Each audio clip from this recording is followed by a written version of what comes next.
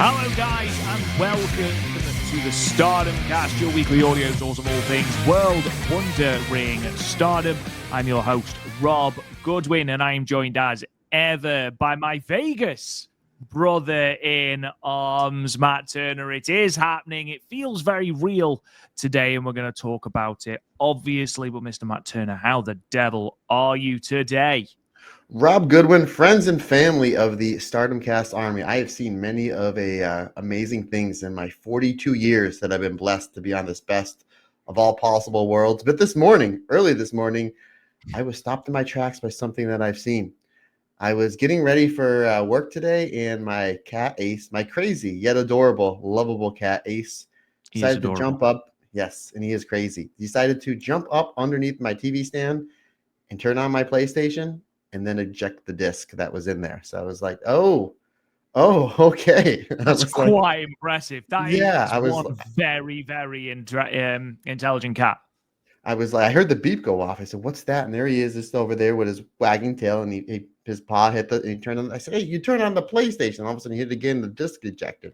I was like, oh, geez, now I got to worry. And you know me, I'm a fan of physical media, so now I have to worry about him breaking all my my Blu-rays. But stopped me in my tracks today, my friend. But, brother, I'm great. I'm fantastic as always. I'm super excited to talk about these two great shows and preview the Korakuen Hall show, which I think now is a pay-per-view. I think they were advertising it on Stardom World. I think earlier today, I could be wrong. I think it's going to be a pay-per-view. But regardless, the Korakuen show looks fantastic, and I'm excited to talk about all the fantastic news we have going on in the world of Joshi. How is everything on your end, my friend? How's your leg? Has your leg recovered from your football incident a few weeks ago? Yes. Yeah, I have got a matching one on the other side. It's not quite as big, but it happened. Yeah, it was absolutely fine. To be honest, the day after I did it, I couldn't really feel it. I think it looked significantly worse than it actually was. I just thought it was really funny. The fact that basically, get sympathy, sell it. Yeah. I did get a lot of sympathy, and that was good. I got less sympathy when I got kneed in the head, but because she just looked at me and went, "Why do you do the things that you do?" And honestly, I don't have an answer to that. I wish it was for a love of the game, but I think I'm just an idiot, to be perfectly honest. But again, the fact that we lost that heavily on Sunday, that our captain quit and joined the team we played, I think goes to show just how bad we played. Like I said earlier this week. But never mind. How can I possibly be anything other than happy with all the news that broke this morning? It's nice, Matt, now that we have pushed recording to Thursday, basically to accommodate me. So thank you. It's nice that we get the news to break, because as of this morning, we hadn't got much news to talk about. And then an absolute shed load dropped all in one go. So it's nice to be able to talk about it. It does mean this podcast is probably going to be about 3 hours, but I think our listeners probably expect it at this time. I feel shortchanged when they get anything less than 180 minutes of me and you talking nonsense. So we shall do what we can. We've got loads to talk about this week. Obviously, finally, the announcement that Stardom's show will be running. We've got a time, we've got a date. Haven't got a venue as of yet, but I imagine that is incoming. We've got ticket info for that as well. We've got the full card for Sareee Chapter 7, who apparently, not content with being Booker of the Year for 2024. She wants to try and surpass that in 2025.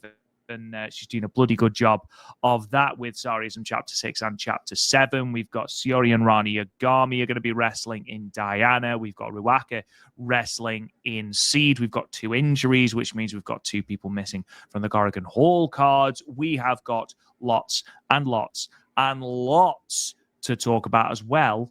And perhaps most importantly, Matt, as the Stardom Cast Award winners 2024, as voted for by our lovely listeners. So I'm excited about that as well. But before we do any of that, before we even think about that, Matt Turner, what is coming up on the Patreon this week?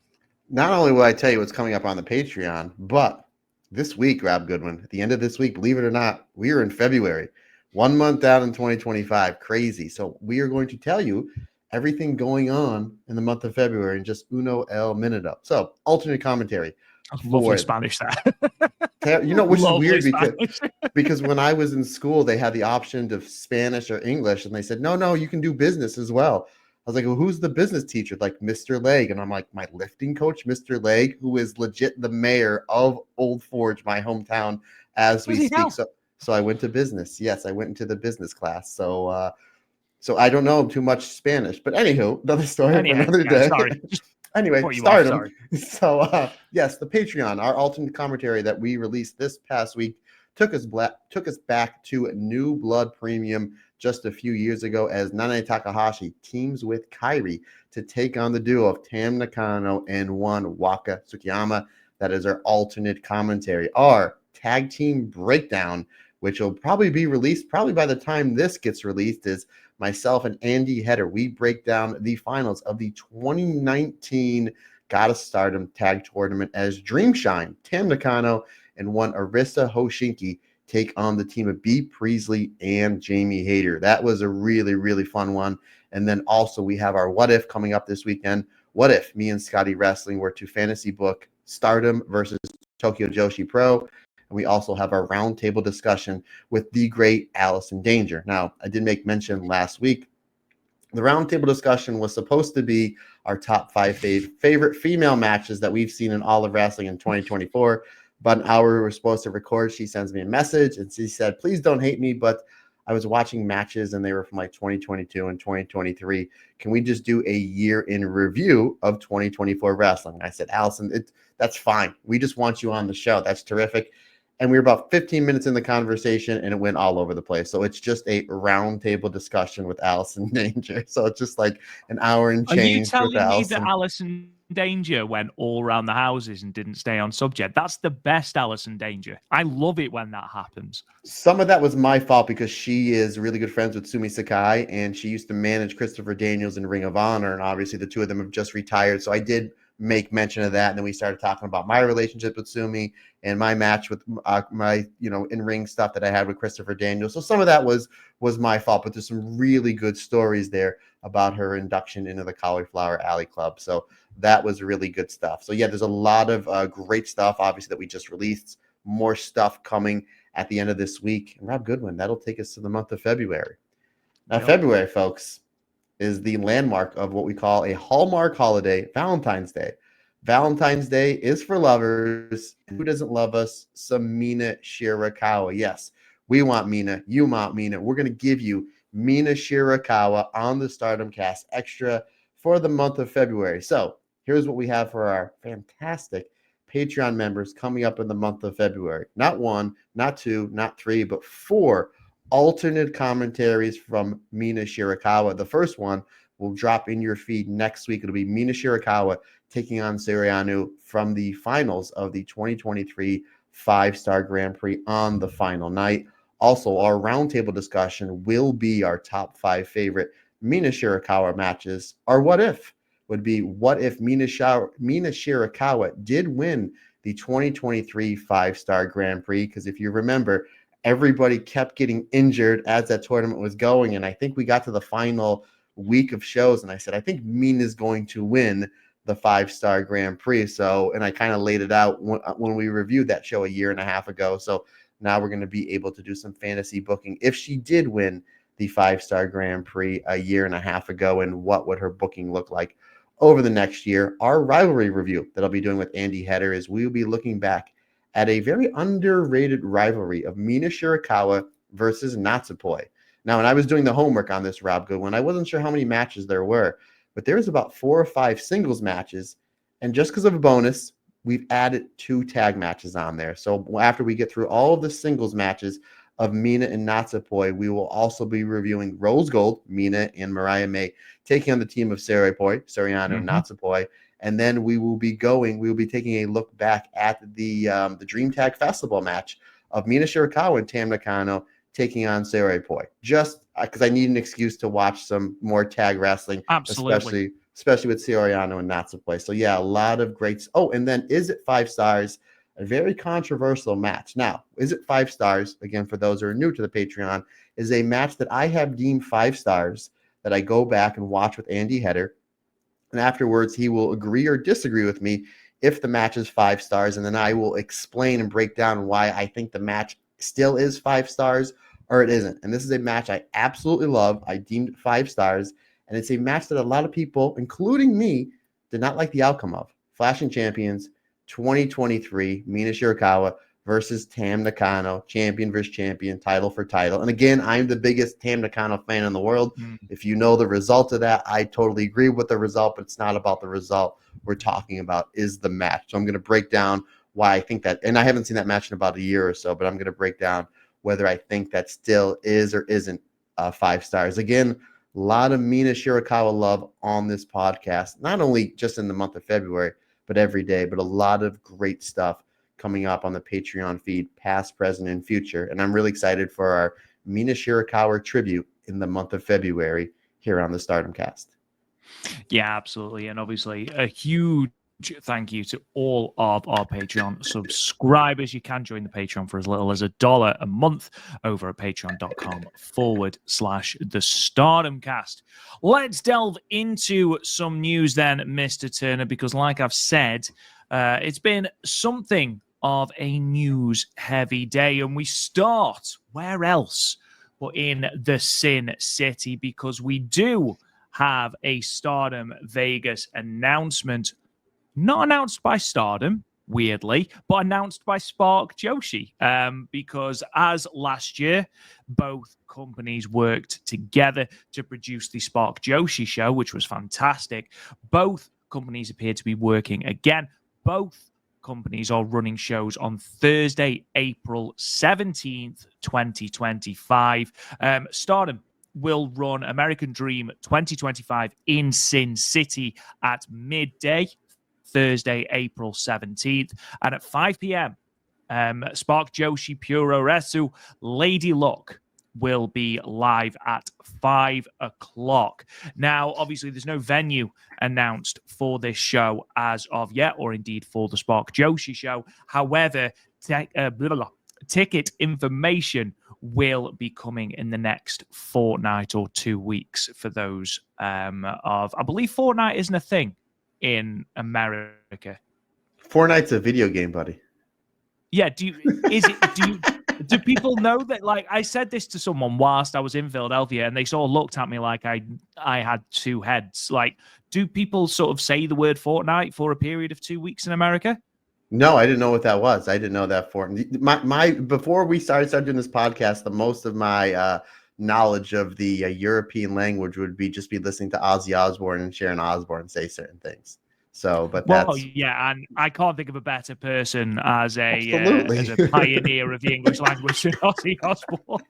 Yeah, definitely does the English language proud, does Ozzy. The Prince of Darkness. Yeah, absolutely. It is an incredibly exciting time. It does, as I said before, the start of the show, it does make Vegas seem very, very real. All of a sudden, that Thursday show, for those that are going to Las Vegas, it does mean that we have got the Stardom show at 12, the Spark Joshi show at 5, the Josh Barnett Bloodsport show that I know Matt is desperate to go to at 8 p.m., and then the Marvelous show at 11. So Thursday could be a very, very, very long day. Thankfully, Tokyo Joshi Pro is on the Friday. So we are going to be witnessing a significant amount of Joshi during that Thursday, aren't we, Matt? And I don't think we're that bothered, are we, really? It's quite exciting. Yeah.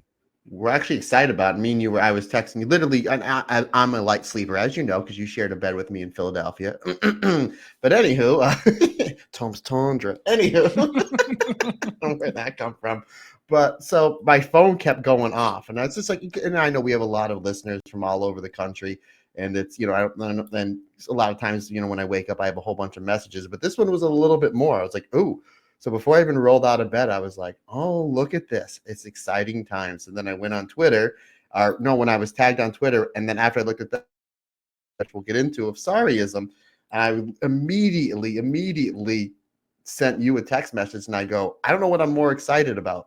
The fact we have Spark Joshi and Stardom, the fact that we have Syuri versus Sareee, or the fact that they broke news before we recorded. It Honestly. It was a trifecta of great stuff before I could even put on my I put my contacts. A great way to start my day. But yeah, and I think, and obviously we were texting back and forth, and I'm excited to hear how you're going to break the news to Kersey that you're going to at least 4 shows on that first day, and maybe possibly doing a live Stardom Cast podcast again if we can with logistics. So, and I did say we were probably going to have to bribe them with some money so they can go and gamble and do whatnot while me and you are out and about. And then if you think about that, Marvelous shows at 11. About 12 hours later is the Tokyo Joshi Pro Show, because I think their show's at 11 a.m. on that Friday. So I think within something within 18 hours, we're probably going to have about 4 Joshi shows to go to. And yeah, by no means are we complaining, buddy. It's exciting times. I know a lot of our listeners, they're going to be going to said shows. So, obviously let's do a meetup, take a picture, something, you know what I mean? Again, we'll figure something out, but I'm excited for it. And I think kind of looking at the way that I see this being played out is I think Spark Joshi and Stardom are probably going to run the same venue.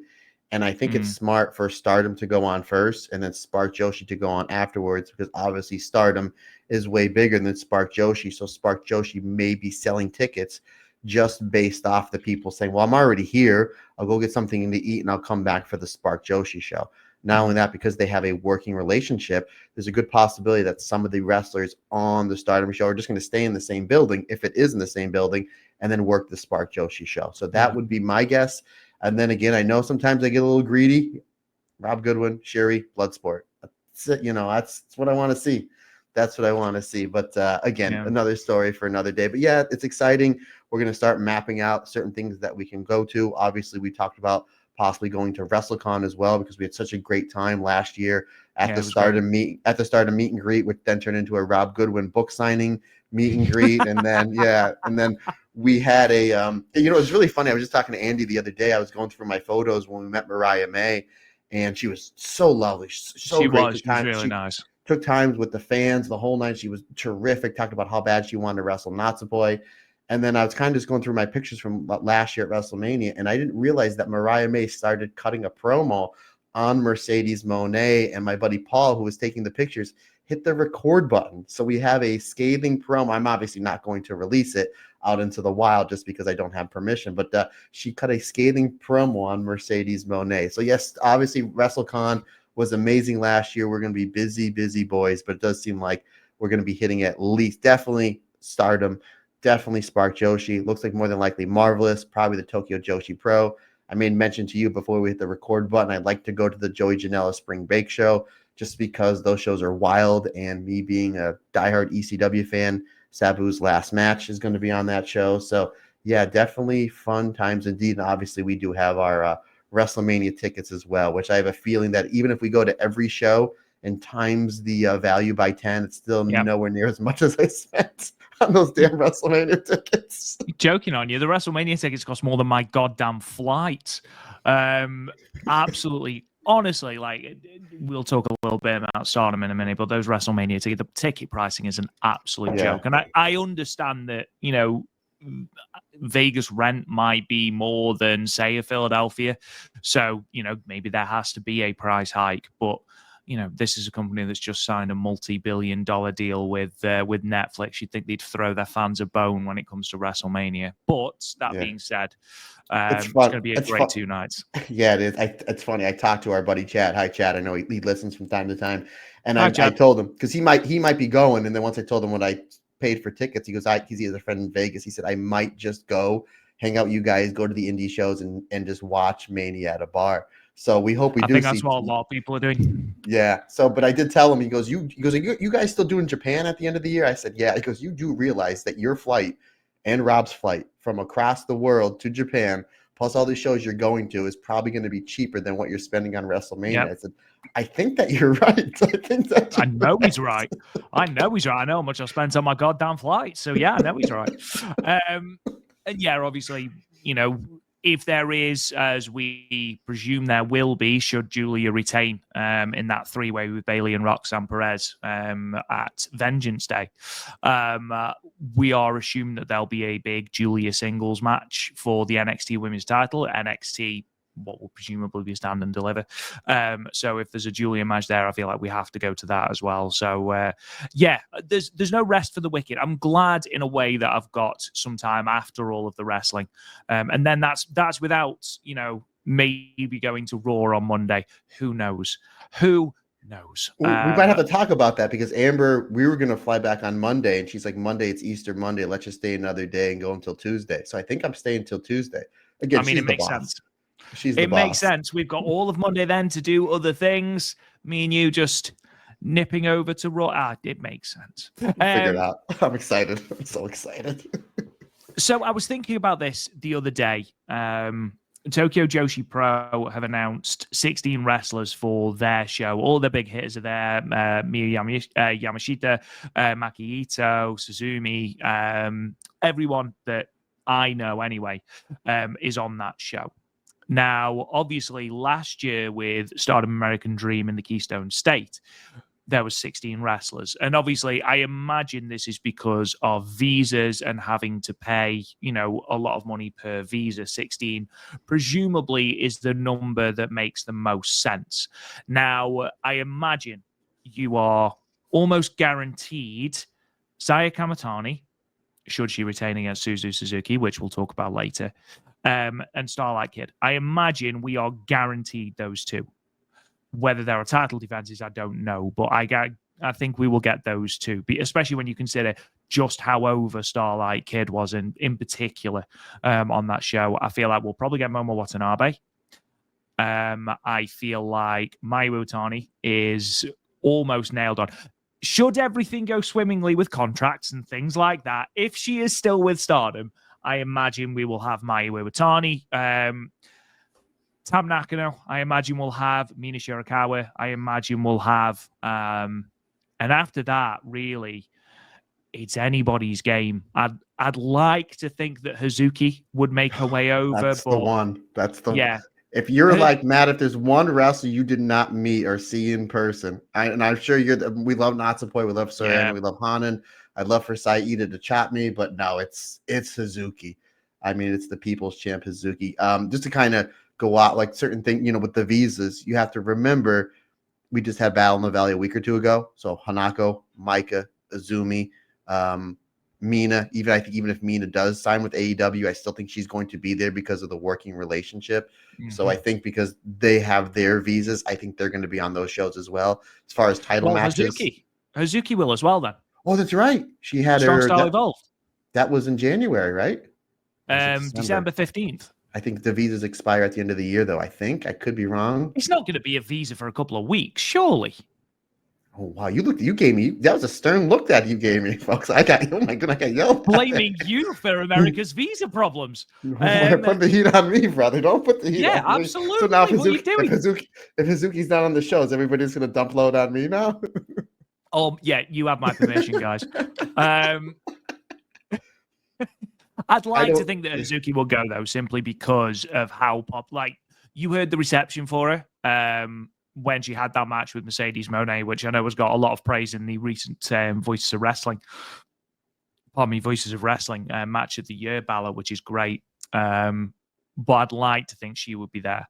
I don't know whether they will rotate so that people that didn't go last time get to go this time. So, for example, Waka Tsukiyama didn't go last time, so maybe she will go this time, especially because her English is pretty good. Apparently, according to Kevin Mullin, who apparently went to every single show he possibly could whilst he was in Japan. Yeah.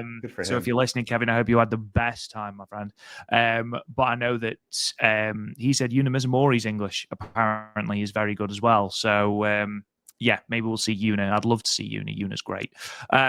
We could spend 3.5 hours just talking about, our predictions for Vegas, but obviously I'm sure we'll have a podcast on that before we fly out. So that is what we know at the moment. Just to recap, both Stardom and Spark Joshi, their shows will run on Thursday, April 17th, Stardom at 12 p.m.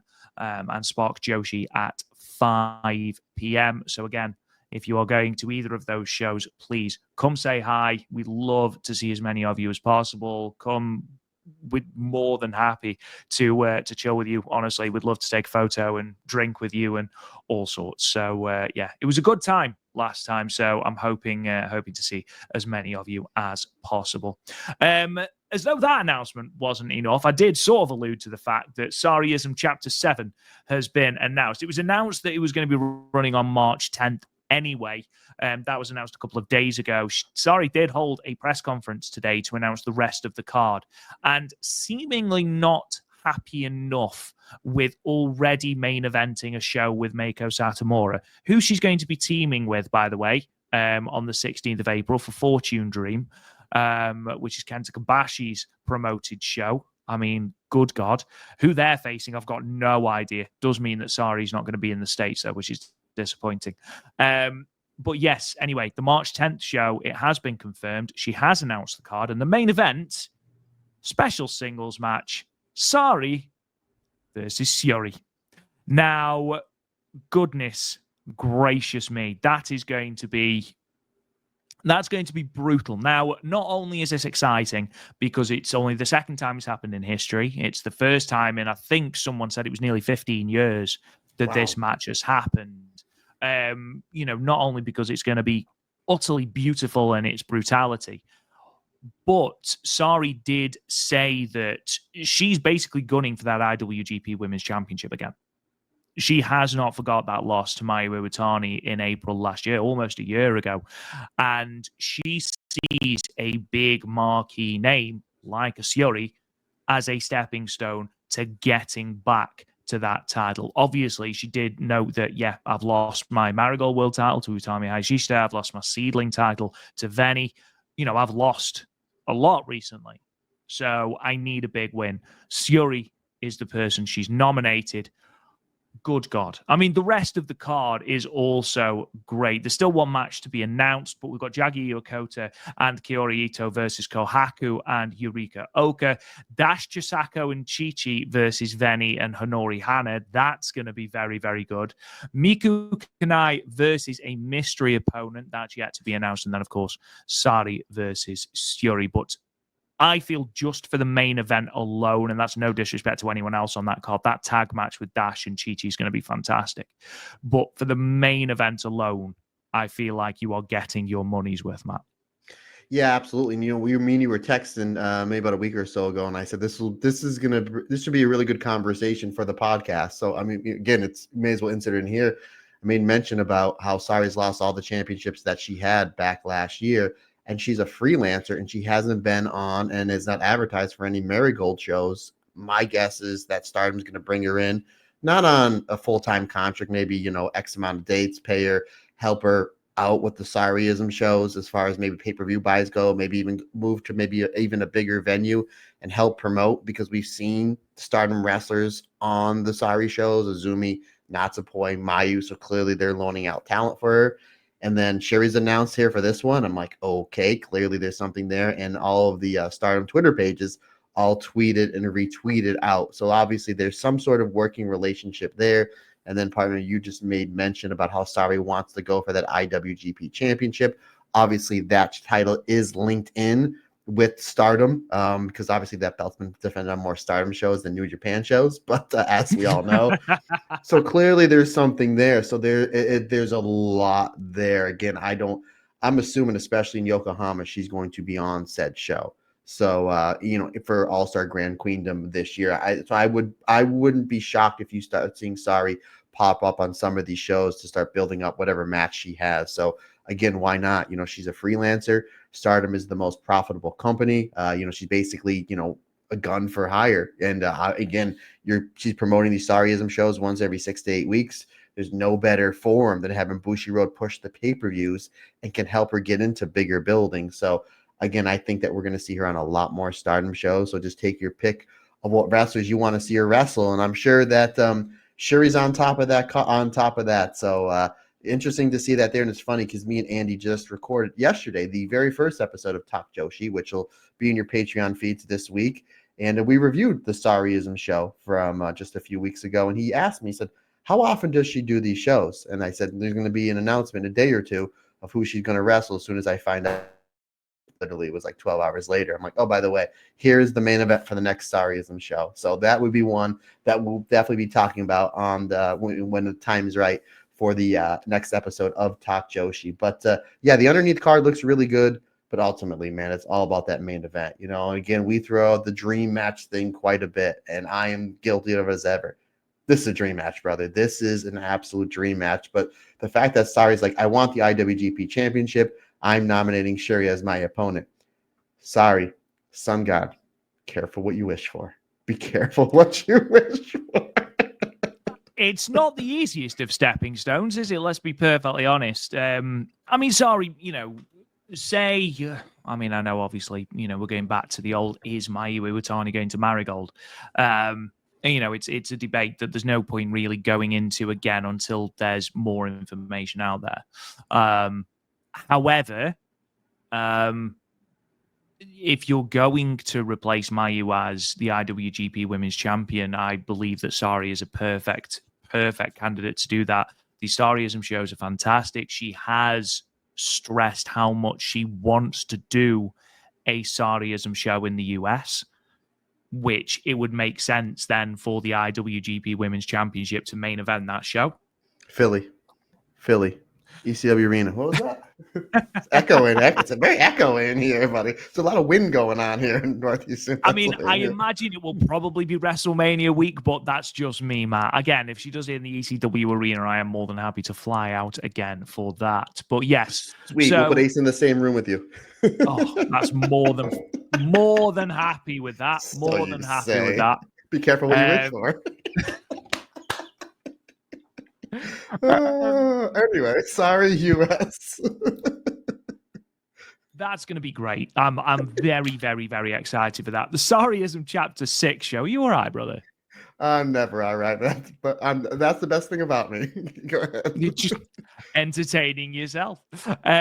Yeah, the Sareeism Chapter 6 show was absolutely tremendous. This looks like it's going to be fantastic. I'm excited to see who that mystery opponent is for Miku Kanai. So we'll see, obviously, and once we know, we will talk about it on here. But that is not where Syuri's jaunt outside of Stardom ends, because Stardom have announced that God's Eye will return to Diana on the 16th of February, which is actually a lot closer than I thought it was. It's just over 2 weeks away, which is quite scary.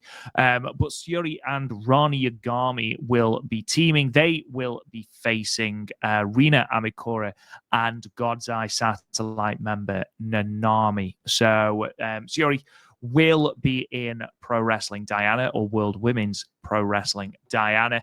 And whilst we're talking about Joshi's out and about, we might as well talk about Ruaka, because Ruaka is going to be appearing in Seedling just a couple of days prior to the show we just talked about, the 12th of February, where she is going to be wrestling Honori Hana in singles action at Winter Ends in Shinjuku,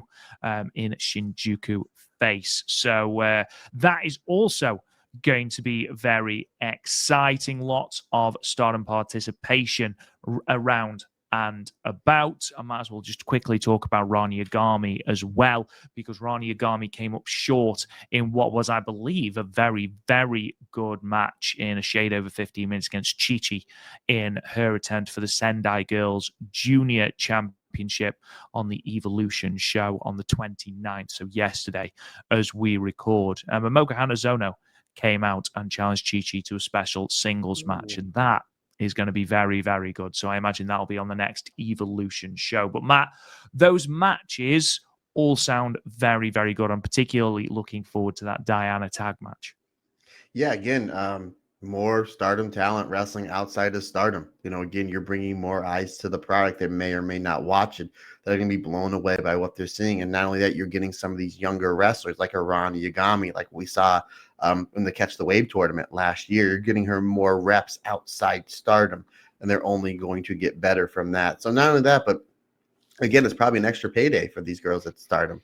You know, I'm sure that, you know, the seedlings are probably going to have to pay them a certain rate. So that's good on them, because we always want the talent to be making more money. So yeah, that, you know, that's good on them. And if anybody has any idea how to watch that match with Chi-Chi and Rani Yagami, let us know. Let us know, because I know that's a match that I will definitely want to check out. And then again, we have the forum of Talk Joshi, so that's a forum that I can probably go and review it. So if anybody knows how to watch that match, please let us know, because I'd imagine especially how great the Aya Sakura versus Chi-Chi match was back at First Dream earlier this year. I'm sure that match is probably right up with it, because Chi-Chi is fantastic. Real quick, partner, did you get a chance to see her match with Takumi Roha from the Sareeism show?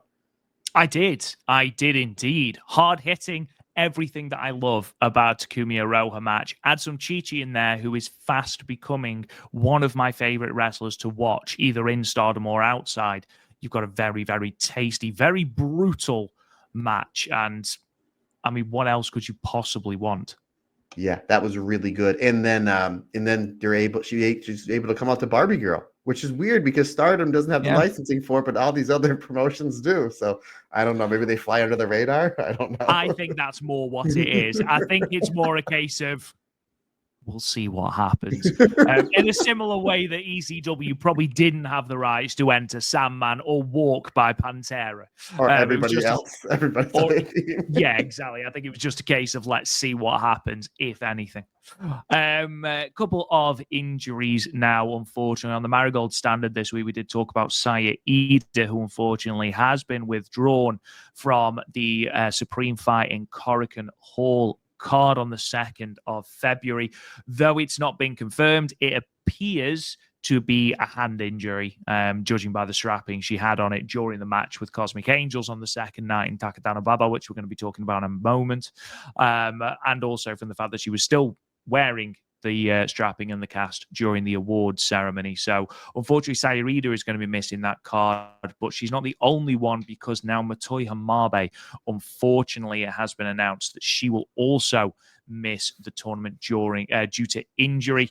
No timetable for return as of yet. However, it does mean, as I thought I was going to sneeze, it does mean that we do have some card changes for the Korakuen Hall show. So obviously we are going to go into the Korakuen Hall show a little bit more in depth at the end of the show when we do our preview.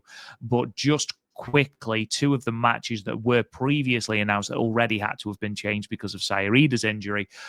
We had Hazuki Miyu Utani, Momokogo Hanan, and Motoi Hamabe. They were going to be taking on the God's Eye team of Syuri, Saki Kashima, Lady C, Tomoka Inaba, and Kyoko Kotatsu. And then there was going to be a three-way earlier on the card of Meisera versus Hina versus Rian. Those have now been changed with Motoi's injury. It's now an 8-woman with the Stars Quartet of Miyu, Momokogo, Hazuki, and Hanan taking on God's Eye, Syuri, Saki Kashima, Tomoka Inaba, and Kyoko Kotatsu. Again, that still sounds pretty good to me. And then we've got a tag team match, which, do you know what? This could also be really, really good. Hina and Lady C of God's Eye taking on Meisera and Rian. The progress that Rian's made, Meisera is absolutely fantastic. We've been talking for weeks and weeks and weeks about how Lady C is underutilized. And of course, Hina there as well always impresses when she can go onto cards. So yeah, those are the changes because of Motoi's injury. Obviously, the main thing is that both her and Sareee get fit and healthy and happy as soon as possible, and then return to the ring, but when they are ready, Matt. Yeah, again, if you want to talk about super improved tag teams, Team Classroom, Lady C and Hina, again, really good showing in the Goddess tournament. We're going to talk about their teamwork on these two shows that we're going to review in just a little bit, because I think that they're fantastic together. And now they're going to be getting a large showcase in front of, it looks like 1,500 people in a sold out Korakuen Hall show to, and obviously to showcase their talents. And again, obviously Meisera, she's terrific. And Rihanna is somebody that is just improving in every step of the way, not only the in-ring, but it seems like that, like her in-ring gets better and then her hair grows faster. Like it's just something really weird. Again, I don't know what's in the water over there in Japan. Hopefully we'll find out in about 11 months time, partner. But yeah, it just seems like she's improving and her hair is growing. Or do you think that her hair grows and then she's improving the ring? Like, what came first, the chicken or the egg, I mean, the hair did grow, and it was a big aura change. So who knows? Who knows? We do have the Korakuen Hall show, obviously, on the 2nd. On the 5th, which is the Wednesday, we do have the latest New Blood show. New Blood 18 in Tokyo Square in Itabashi. The full card for that has also been announced. And Matt Turner, we have the return of a legend. Yuri Yoneyama, who we haven't seen in Stardom in God knows how long. I can't think of the last time we saw Kaori Yoneyama. She'll be taking on Rian in singles action. The full card has been announced. We'll quickly whip through that now. We've got Waka, Tsukiyama, and Hanako. They will be taking on the 2 rookies we saw debut on this weekend's shows, Akira Kuragani and Uriah Hime. The aforementioned singles match, Kaori Yoneyama versus Rian. We've got a 6-woman tag match, which is Tomoka Inaba, Kyoko Katatsu, and Hina. They will be taking on Kohaku, Honaka, and Saki. Tag team match, Devil Princess, Rina and Azusa and Naba. They're going to be taking on Diana's Mitsuki Kato and Yuma Makoto. And then a 6-woman tag match, Yuna Mizumori, Aya Sakura, and Sayaka Kurora. They're going to be taking on Rani Yagami, Nanami, and Himiko. Now, that card sounds okay. No, it sounds more than okay. It sounds very good. Obviously, no New Blood Tag Team Championship match, which is surprising. What's even more surprising for me is not only is this the 2nd New Blood card in a row with no Future of Stardom title defense, Future of Stardom champion isn't even on the card, which is very surprising. Now, don't get me wrong, there's some matches on there that I am excited about. Like, for example, all joking aside, Kaori Yoneyama, when she isn't in character, is a very good wrestler even now. So her versus Rian, I'm very much looking forward to. That 6-woman tag match that has God's Eye versus Kohaku and Honaka, that's going to be very, very, very good. But I am very surprised by Miyu Amasaki's exclusion and the fact that we don't have a New Blood tag team title match, even though there are a lot of teams that could be going for those belts. Yeah, again, you have Ai and Sayaka on that card, as well as Rice or Bread are now known on the Stardom Cast as Hanako. So, or Wanako. Excuse me. Yeah, you figured, why not? Because you want to be drawing more tickets, and then you put a Miyu Amasaki on this card. Even if she's not defending the belt, put her in a tag match and then maybe set up your next future Stardom Championship. So, again, the New Blood shows, they've been really, really good. And considering the fact that a lot of maybe about half the card is usually talent that's outside of Stardom that we haven't seen before, that we rarely get a chance to see. That's always nice to see. Again, New Blood, pun intended. That's the whole reason for the show. Mixing it in there with Stardom. So yeah, it's weird that there's no championships and there's no massive stars. Like, we know that every now and again they'll put a Syuri on it or a Tam, something like that. So it's gonna be interesting to see how they draw without no championship matches or no, big main event stars from Stardom coming over.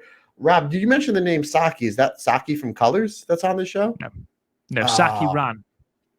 Okay. I don't know anything about her. I apologize. And again, I am relying on translations because it hasn't actually been fully announced on the Stardom English Twitter page as of yet. So I will do a little bit of research and see if I can find who she is actually, because it has also translated Pro Wrestling Waves Honoka into Flame Flower, which might legitimately be the best name I've ever heard.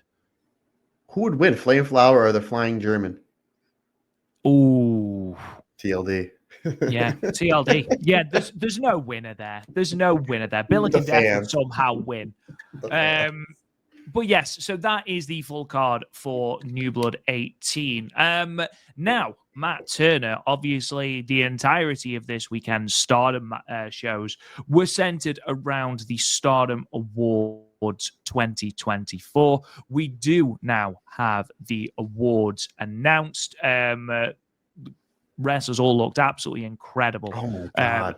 The photo that they've taken with all the winners, absolutely amazing. Did love the fact that Hate completely boycotted it and just didn't show up, which was hilarious. Except for Tekla, like for just trying to stab Micah. She's that one person who goes up to karaoke and goes, "You've had your turn. It's my turn now. I want to do Bonnie Tyler." Anyway, why Bonnie Tyler, Rob? Yeah, I don't know, but yeah, you're right. All these wrestlers look, they dress in their Sunday's best. They all look gorgeous. They look like they were going like the Golden Globes or something. So, yeah, you got to give credit to the tailor or whoever the outfit person was that started, because everybody looked like $1 million. And it was nice to see everybody was happy except for Tekla, which is keeping in character, my man. You're keeping in character. Bonnie Tyler. Absolutely. I don't know what it is. I do just want to give a special shout out to Micah, who looked badass. Red shirt, black tie, grey trousers. Oh my God. Who does she think she is? Rossi Vice? Incredible. Incredible stuff. Wow. But the most well dressed has to go to Miyu Iwatani, who was wearing a beautiful white dress. Don't know if you saw this, with fluffy white Crocs. Not entirely sure about the choice of footwear, but nevertheless, again, that's our icon. Sorry, yeah, you're right. Yeah, the fact that she had this nice dress and then fluffy Crocs, but my best dress, if we're kind of going over here, Hazuki. I did see, yes, I did see. Again, everyone looked fantastic, but of course, the whole point, Mr. Turner, was for the award. So again, the categories were MVP, Technique, Shining, which was the fan-voted award, Outstanding Performance, Best Unit, Best Match, Fighting Spirit, Best Tag Team, and Special Recognition. So these are the winners of those awards. The MVP went to Micah, which is perhaps unsurprising. The Technique went to Meisera. Shining, again, the fan-voted award, went to Starlight Kid. She won it previously in 2021. Outstanding Performance, Syuri Ano. Best Unit went to Cosmic Angels. That surprised me a little bit, not because Cosmic Angels aren't great. I genuinely just believed it would be Neo Genesis, but I think with Neo Genesis not forming until partway through the year, I think consistency throughout the year, it probably is Cosmic Angels. I agree, Yeah. Best match, Miyu Iwatani versus Momo Watanabe from Historic Crossover 2. I think that's pretty much universally agreed on. Fighting Spirit went to Momo Watanabe. Best Tag Team went to Wingori. And Special Recognition, and this was really lovely, went to Saya Kamatani and Mina Shirakawa. And Saya Kamatani didn't show up, so why would she? But Mina Shirakawa was very emotional, and she's gotten it because of, we've mentioned this on the podcast, how hard doing both AEW and Stardom must be, and flying between the two countries on such a regular basis. And it's nice to see that Stardom have recognized it.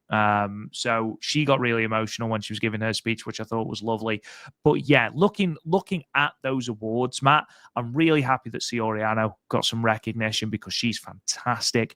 I can't think of any award there. Like ordinarily, like last year, if you remember, we thought that the best match, it was awarded to Julia and Megan Bain from Dream Queendom, and we thought that might have been a touch of recency bias. I don't think you can argue with any of the Tekla did, but we'll talk about that in a moment. I don't think you can question any of these awards, Matt. No, and again, it's all subjective and whatnot. And everybody, you can always have a nod at it, but when you kind of look at it, Mike and Miyu, probably the two best wrestlers in Stardom last year, so obviously no problem with Micah. And then considering Micah was the red belt champion for the longest amount of time of any wrestler in Stardom last year, won the 5-star, undefeated, made it to the finals of not only the Unit League tournament but also the Tag League as well. So rightfully so. And it's a nice shine for Micah. Everybody knows who Miyu is. And Micah is somebody that obviously we've been championing on this podcast for quite some time. And she just had an absolute banger of a year, match of the year. That was actually my favorite match of the year outside of Bryan Danielson and Will Ospreay. So Miyu and Momo, absolutely nice thing. Soriano get some recognition because we've been saying on this podcast over the last month or so, with the exception of like Miyu and Maika. Like the MVP of Stardom in 2024 was Soriano.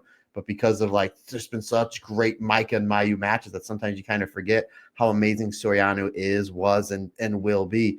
I guess maybe the only one that I may have a little bit of a qualm with, it's not even really a qualm, is Tag Team of the Year. Wingori obviously closed the year out white and red hot, but I still might have went with FWC. Again, maybe that's just my Hazuki bias on that one. But no, special. I mean, Mina getting an award, I thought that was terrific. Starlight Kid getting the fan voted award, every single one. It's just like deserved. No, excuse me, I don't like that. Earned. As you're going down the list when it was announced, earned. Excellent stuff. You know, it was really cool and just really good to see all these fantastic wrestlers that Stardom being rewarded for their hard work, because this was a smashing great year for Stardom in 2024. Yeah, absolutely. I can see completely why they've given it to Wingori. You know, not only did they have stellar matches, but also won the tag league and then won the Goddess belt. So, you know, sure, you can certainly see, and I think it was a case of 1A and 1B in terms of them and FWC. I think FWC have a claim by becoming the only 3-time Goddess of Stardom champions in history. So there is that as well. Again, I think it's, you know, it's tomato. It doesn't really matter.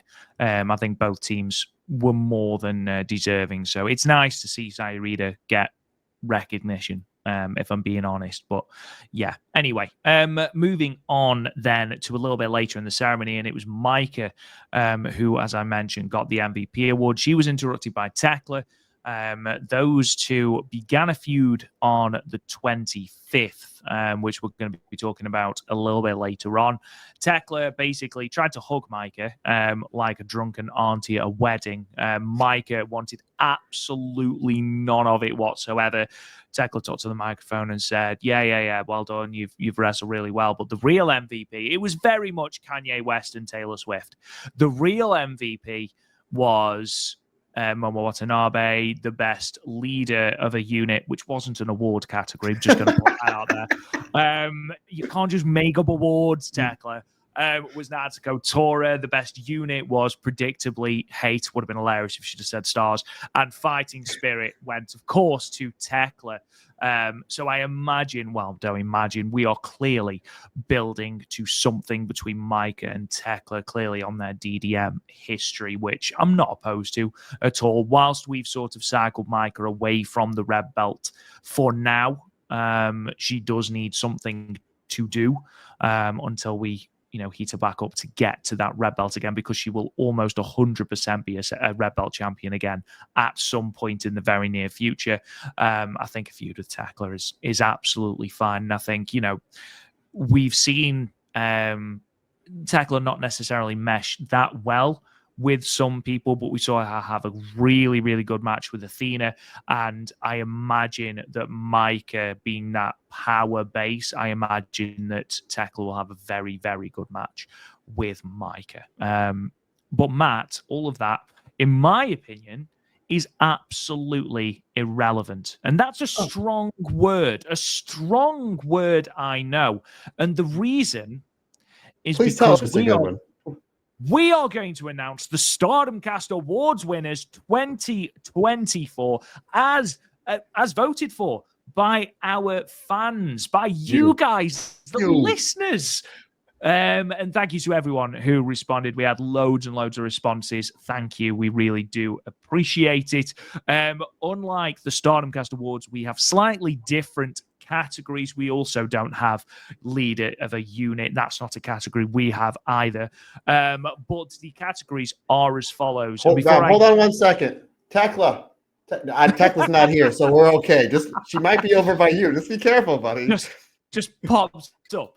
If Kirsty shows up in clown, if Kirsty shows up in clown makeup, I'm gonna die. Oh, imagine. We have Wrestler of the Year, Match of the Year, Stardom's Tag or Multi-Woman Match of the Year, Show of the Year, Most Improved Wrestler of the Year, Tournament Wrestler of the Year, which is a brand new category as of this year, Feud of the Year, Stardom's Moment of the Year, and of course, Faction of the Year. So what we'll do is we'll go through each category and we'll sort of go through who we both voted for, you know, You might not care, but we'll go through it anyway. And then we'll announce who the Stardom cast fans voted for. So Stardom's Wrestler of the Year. I will tell you now, Matt, that this was a 2-horse race. You can probably guess who those 2 horses were. Who did you go for in terms of Wrestler of the Year? I mean, it's definitely between Micah and Miyu, but I went with Miyu just because of it might have been, as far as in-ring goes, the best in-ring match quality, maybe the best match quality of any female wrestler ever in the history of wrestling.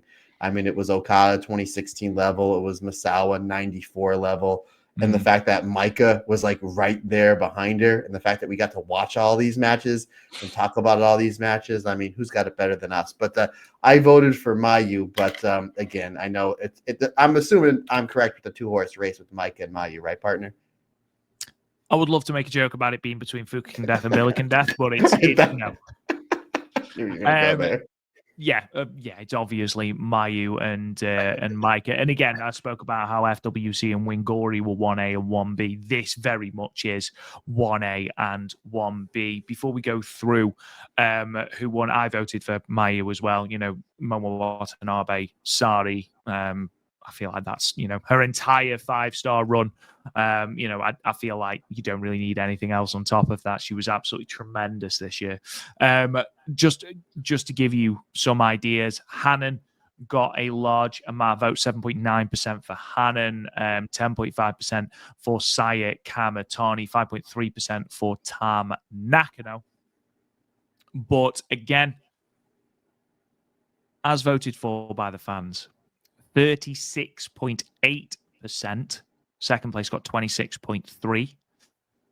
Wrestler of the Year is Micah. Micah is your Stardom Cast Wrestler of the Year 2024. Winner of the 5-star Grand Prix, a great red belt run, finalist in the Goddesses of Stardom Tag League. I think she's done a tremendous job, really, this year. Micah's 2024 is going to be a year we look back on and go, bloody hell, what a year for the Crimson Empress, Matt. Yeah, sold out the ECW arena to the, because she was on top. Yeah. Obviously, the Stardom a name did help sell a lot of tickets, but when they put her on as the main event, sold out the tickets to the point where the demand was so high that they had to put up more standing room tickets only. So Micah has, her first match in the United States. She sold out the legendary ECW arena. You got to throw that on her resume. The fact that she was drinking some Stardom Cast beer said same weekend may have helped her get this award. But partner, you know me, I don't like to miss an opportunity to put you over. If you're watching this on YouTube, this graphic here that you have is fantastic, my friend. And I think just adds more to the Stardom Cast Awards. This is a great job, my man. This is a great picture of Micah Wrestle of the Year, obviously with the crown, cape, and the trophy from her winning the 5-star Grand Prix. But yeah, again, Mike and Miyu, it's 1A, 1B, really no wrong answer when it comes to the two of them, because what great, phenomenal years. And not only that, but her match quality, again, matches with Saya Kamatani, Momo Watanabe, Megan Bain, Xena out of nowhere. That great match she had with Xena at the conversion. Really good match with Xena. Just great to her match with Hazuki and Natsupoi in the 5-star Grand Prix. I mean, Micah, very well deserved. And it's nice to see like a new star, is born, new main event star over these last 14 or 15 months is made in Micah. It's not one of those main event stars that it's like, okay, she's a main eventer. Now we're going to bring her back down. She's going to be a main eventer in Stardom for a long, long time, partner. And again, well earned. Congratulations to one Micah. Yeah, absolutely. Absolutely thoroughly deserved. Now we go to match of the year. And we spoke about Miyu Iwatani, Matt, and what a year she's had. I will tell you now that of the top 6 matches, 4 of them are Miyu Iwatani matches. So yeah, we mentioned a year for Micah, but Miyu Iwatani's IWGP run, again, Syuri, Momo Watanabe, Sareee, again, Momo Watanabe in the 5-star Grand Prix, Tam in the 5-star Grand Prix. There are Micah. A lot of matches. Micah in the 5-star Grand Prix, Azumi in the 5-star Grand Prix. There are some tremendous matches for Mayu. But again, Matt, what did you vote for as your match of the year? I voted for Mayu versus Momo Watanabe. It was really splitting hairs as far as my favorite Stardom match of the year between Mayu and Syuri, Mayu and Sareee, and Mayu and Momo Watanabe. And, the two things they have in common, all Mayu matches, all for the IWGP Joshi Championship. So I'm assuming those are the three matches that were in her top four. And I'm curious, partner, one, what did you vote for? And two, what's that fourth match that people voted for Mayu? Yeah, completely agree with you, my friend. That historic crossover 2 match, not only because, again, it's Mayu Iwatani, but to see Momo Watanabe be given that spotlight and to just smash it out of the park. Again, we talk quite a lot about Mayu and Momo's chemistry, and it was on full display there on a show where it felt very much like Stardom were putting a lot into it and New Japan were putting the bare minimum into it. When you look at who was on the show, didn't matter, because after this match you absolutely got your money's worth. An incredible match of the highest order. Yes, of course, those are all in the top 6. So the top 6 matches in no particular order at all. This is not in order. We have got Tam Nakano and Saya Kamatani from Dream Queendom, Mayu Iwatani versus Syuri from Itenyon Stardom Gate. That was 4 days into last year, and it got a lot of votes. Mayu Iwatani versus Sareee, obviously. Natsupoi versus Starlight Kid from Dream Queendom. Mayu Iwatani versus Momo Watanabe from Historic Crossover 2. And Mayu Iwatani versus Momo Watanabe from the 5-Star Grand Prix Night 4 also got a significant portion of the votes. But in terms of the top 3, in third place, we had Mayu Iwatani versus Sareee at All-Star Grand Queendom with 15.8% of the vote. In second place, with 18.4% of the vote, Starlight Kid versus Natsupoi from Dream Queendom 2024. And then, look, it's your deserved winner with 31.6% of the vote. Mayu Iwatani versus Momo Watanabe from Historic Crossover 2, Electric Boogaloo. No complaints whatsoever, Matt. It's widely acknowledged as a absolutely phenomenal match. It's widely acknowledged from here on the Stardom Cast. It's a 5-star match, regardless of what the other guy says. But again, look at this graphic: Mayu kicking Momo in the head. Beautifully done, sir. Beautifully done. But yeah, I mean, those other matches you can't argue with either. I mean, just terrific matches, and the fact that it looked like that Mayu and Momo was at the highest rated 5-star match from our listeners, Rob. That got the most votes. Then I'm assuming, right? Yeah. If it's in the top 6. Yeah, it was. So many great matches. Yeah, so many great matches in the 5-star that I mean, it's hard to pick against one, but the fact that Mayu and Momo had 2 matches that got high votes just goes to show you the great chemistry of Mayu and Momo, and really the forever feud between these two. Yeah, just other 5-star Grand Prix matches that did get, a decent number of votes. Meiko versus Saya Kamatani from the finals. We also had Saya Kamatani versus Starlight Kid from the 5-star Grand Prix. Interestingly enough, we had Hazuki and Meisera get a couple of votes as well, which is good because that really was a great match. Meisera versus Yuna Mizumori got votes as well, and I'm really happy about that because Yuna Mizumori is fantastic. Now, I'm not going to waste time trying to build up this next match because the Stardom Tag Match of the year, we talked about how close the other 2 categories were to some, not this one. 47.4% of the vote, almost half of all of the votes, went to this one match for Tag Team Match of the Year, Matt. Matt, I know for a fact that this was your Tag Team Match of the Year. It was my Tag Team Match of the Year. It turns out it was the Stardom Cast listeners' Tag Team Match of the Year. FWC versus Crazy Star, 47.4% of the vote. Second and third, Natsupoi and Syuri versus Chihiro Hashimoto and Sareee, and Wingori versus FWC as well were in a very distant second and third. This match, Matt, very, very clear winner and deservedly so. Yeah, again, this was just top 3 or 4 favorite Stardom tag match I've ever seen. Obviously behind Thunder Rock versus KAIRI and Meiko Satomura. But this, I remember watching this and it was like halfway through and they're starting to build towards the fall season. I'm like, this is just amazing. And it's the main event. It was in obviously Hazuki and Kagame's their hometown. I just remember Hazuki really, really putting in the work. I mean, don't get me wrong. Mei Sarah was great. Suzuki was great. Kagame was great.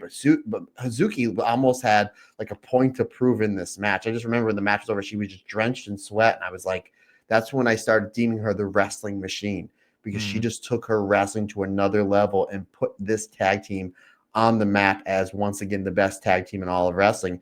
And FWC, again, they were terrific. And the fact that they're getting another tag title shot, again, coming up probably against Wingori when Saida is fit. I'm super excited for that because their tag chemistry in the this 8-person tag that we're going to talk about here in a little bit later was terrific. But yeah, this was just on another level. Again, we make mention how great the Joshi tag scene is, especially in Stardom. This was just a complete blow away. And this is a match that I have gone back to and watched 3 or 4 times. And considering the fact this match is not even a year old, I still go back to watch it. It's why I love tag team wrestling. It's not even why I like tag team wrestling. It's like why I like pro wrestling. Is no BS, right in your face, great psychology. Even Mei Sarah, who eating the fall here, she looks like an absolute champ. But yeah, this was great. And again, we know we have new listeners to this podcast all the time, hello and welcome, and new watchers to Stardom all the time. If you have not seen this match yet, I'm assuming you subscribe to Stardom World. Definitely go back and load up the Stardom World machine and watch this one because you will not regret it. Not only was this my favorite Stardom tag match of the year, this I think finished like either 5 or 6 in my favorite pro wrestling match of last year, which is saying something because there was a lot of great wrestling in the world of pro wrestling. But I figured if there's going to be any one runaway category, I figured it'd be this one. You say that. Stardom Show of the Year. Ooh. 65.8% of the vote went to one show in particular. Now, Matt Turner, before we delve into what that show was, what was your personal show of the year? You know, it's really close with Stardom, but because I love All-Star Grand Queendom, I thought it was terrific, especially those last 3 or 4 matches. I thought the quarterfinals of the 5-star Grand Prix was great. I thought the opening night of the 5-star Grand Prix was great, but I even took my recency bias out of it, but I voted for Dream Queendom. Not only was it my favorite Stardom show of the year, it was my favorite overall wrestling show of the year. So, I agree with you. I think Dream Queendom was the show of the year simply from a consistency standpoint, like from bell to bell. Tremendous show, you know, main evented by 2 banging matches in Natsupoi and Starlight Kid, and then Tam and Saya, and 2 brand new champions, and a real statement by Stardom saying we are investing in the future here with these 2 champions. The 5-star Grand Prix did get a significant amount of votes. We had 5.3% of the vote go to night 6, which was Azumi versus Miyu, Hazuki versus Yuna Mizumori, Momo Watanabe versus Tam. So that got a significant amount of votes. Night 1 got votes. The finals got votes as well. So there are a couple of the 5-star matches that got, or the 5-star nights that got votes, but none of them won. So in third place with 10.5%, in third place with 7.9% of the vote, we have The Conversion. 2024. Maika versus Xena, Soriano versus Mika Iwata, and Queen's Quest versus Oedo Tai. Neither of those factions exist anymore. Again, when you think back to it, I know obviously taking your absolute heartbreak out of it, the fact that Queen's Quest dissolved, fantastic show. A really, really, really good show. And also on that show, FWC versus Wingori. So, you know, a really, really good show. Was that? No, it wasn't. Ignore me. I was going to say that wasn't Eye Contact and Tsukasa Fujimoto and Arisa Nakajima, but that was Flashing Champions. Yes, sir. See, you caught yourself. Yeah, well, Can't have been, can it? Because Hannon's in Wingori. In second place with 10.5% of the vote, it is All-Star Grand Queendom, Meiko versus Momo Watanabe, Syuri versus Hanan, and Miyu Iwatani versus Sareee. Oh, God, that's a good top 3 matches, that is. And then, of course, your winner, 65.8% of the vote, was, of course, Dream Queendom 2024. Saya Kamatani and Tam, Natsupoi and Syuri, Anu, Maika, and Natsuko Tora, Wingori, and Hate Supreme. It was a blitzing show and completely deserved, in my opinion.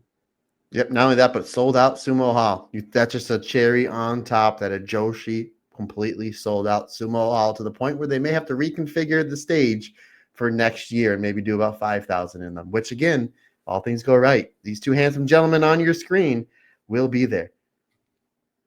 Drinking Sapporo beer. Absolutely. With Micah. Now, this one is our only tie, not for the winner, but in third place. Now, this was perhaps the most closely run category for the longest period. And it was only at the end where it really sort of branched down. This is Most Improved Wrestler, and I feel like this could have gone to a number of women. But Matt Turner, who do you think is your Most Improved Wrestler of the year? I know as we were getting towards the end, you were putting your vote on Yuna, and I voted for Yuna last year, so I was like, I'm not sure if I can vote for her again, but mine was Xena. Wow, yeah, Xena's a great shout. Absolutely. I'm just scrolling down. Xena did get 5.3% of the vote, so she did get a number of votes, which is great. Again, really good year for Xena. A lot of people getting votes here, everyone from Syuri to Rina to Yuzuki, who, of course, only wrestled for a handful of months. Momokogo getting votes, Sayarida getting votes, Rian getting votes as well. But in third place, a tie was Hanako and Aya Sakura, which, again, very, very well deserved. In second place, with 13.2% of the vote, was Miyu Amasaki. But in first place, with 21.1% of the vote for a second consecutive year, the Stardom Cast Most Improved Wrestler is Yuna Mizumori. And you know what? I don't care. Great. I think she's great.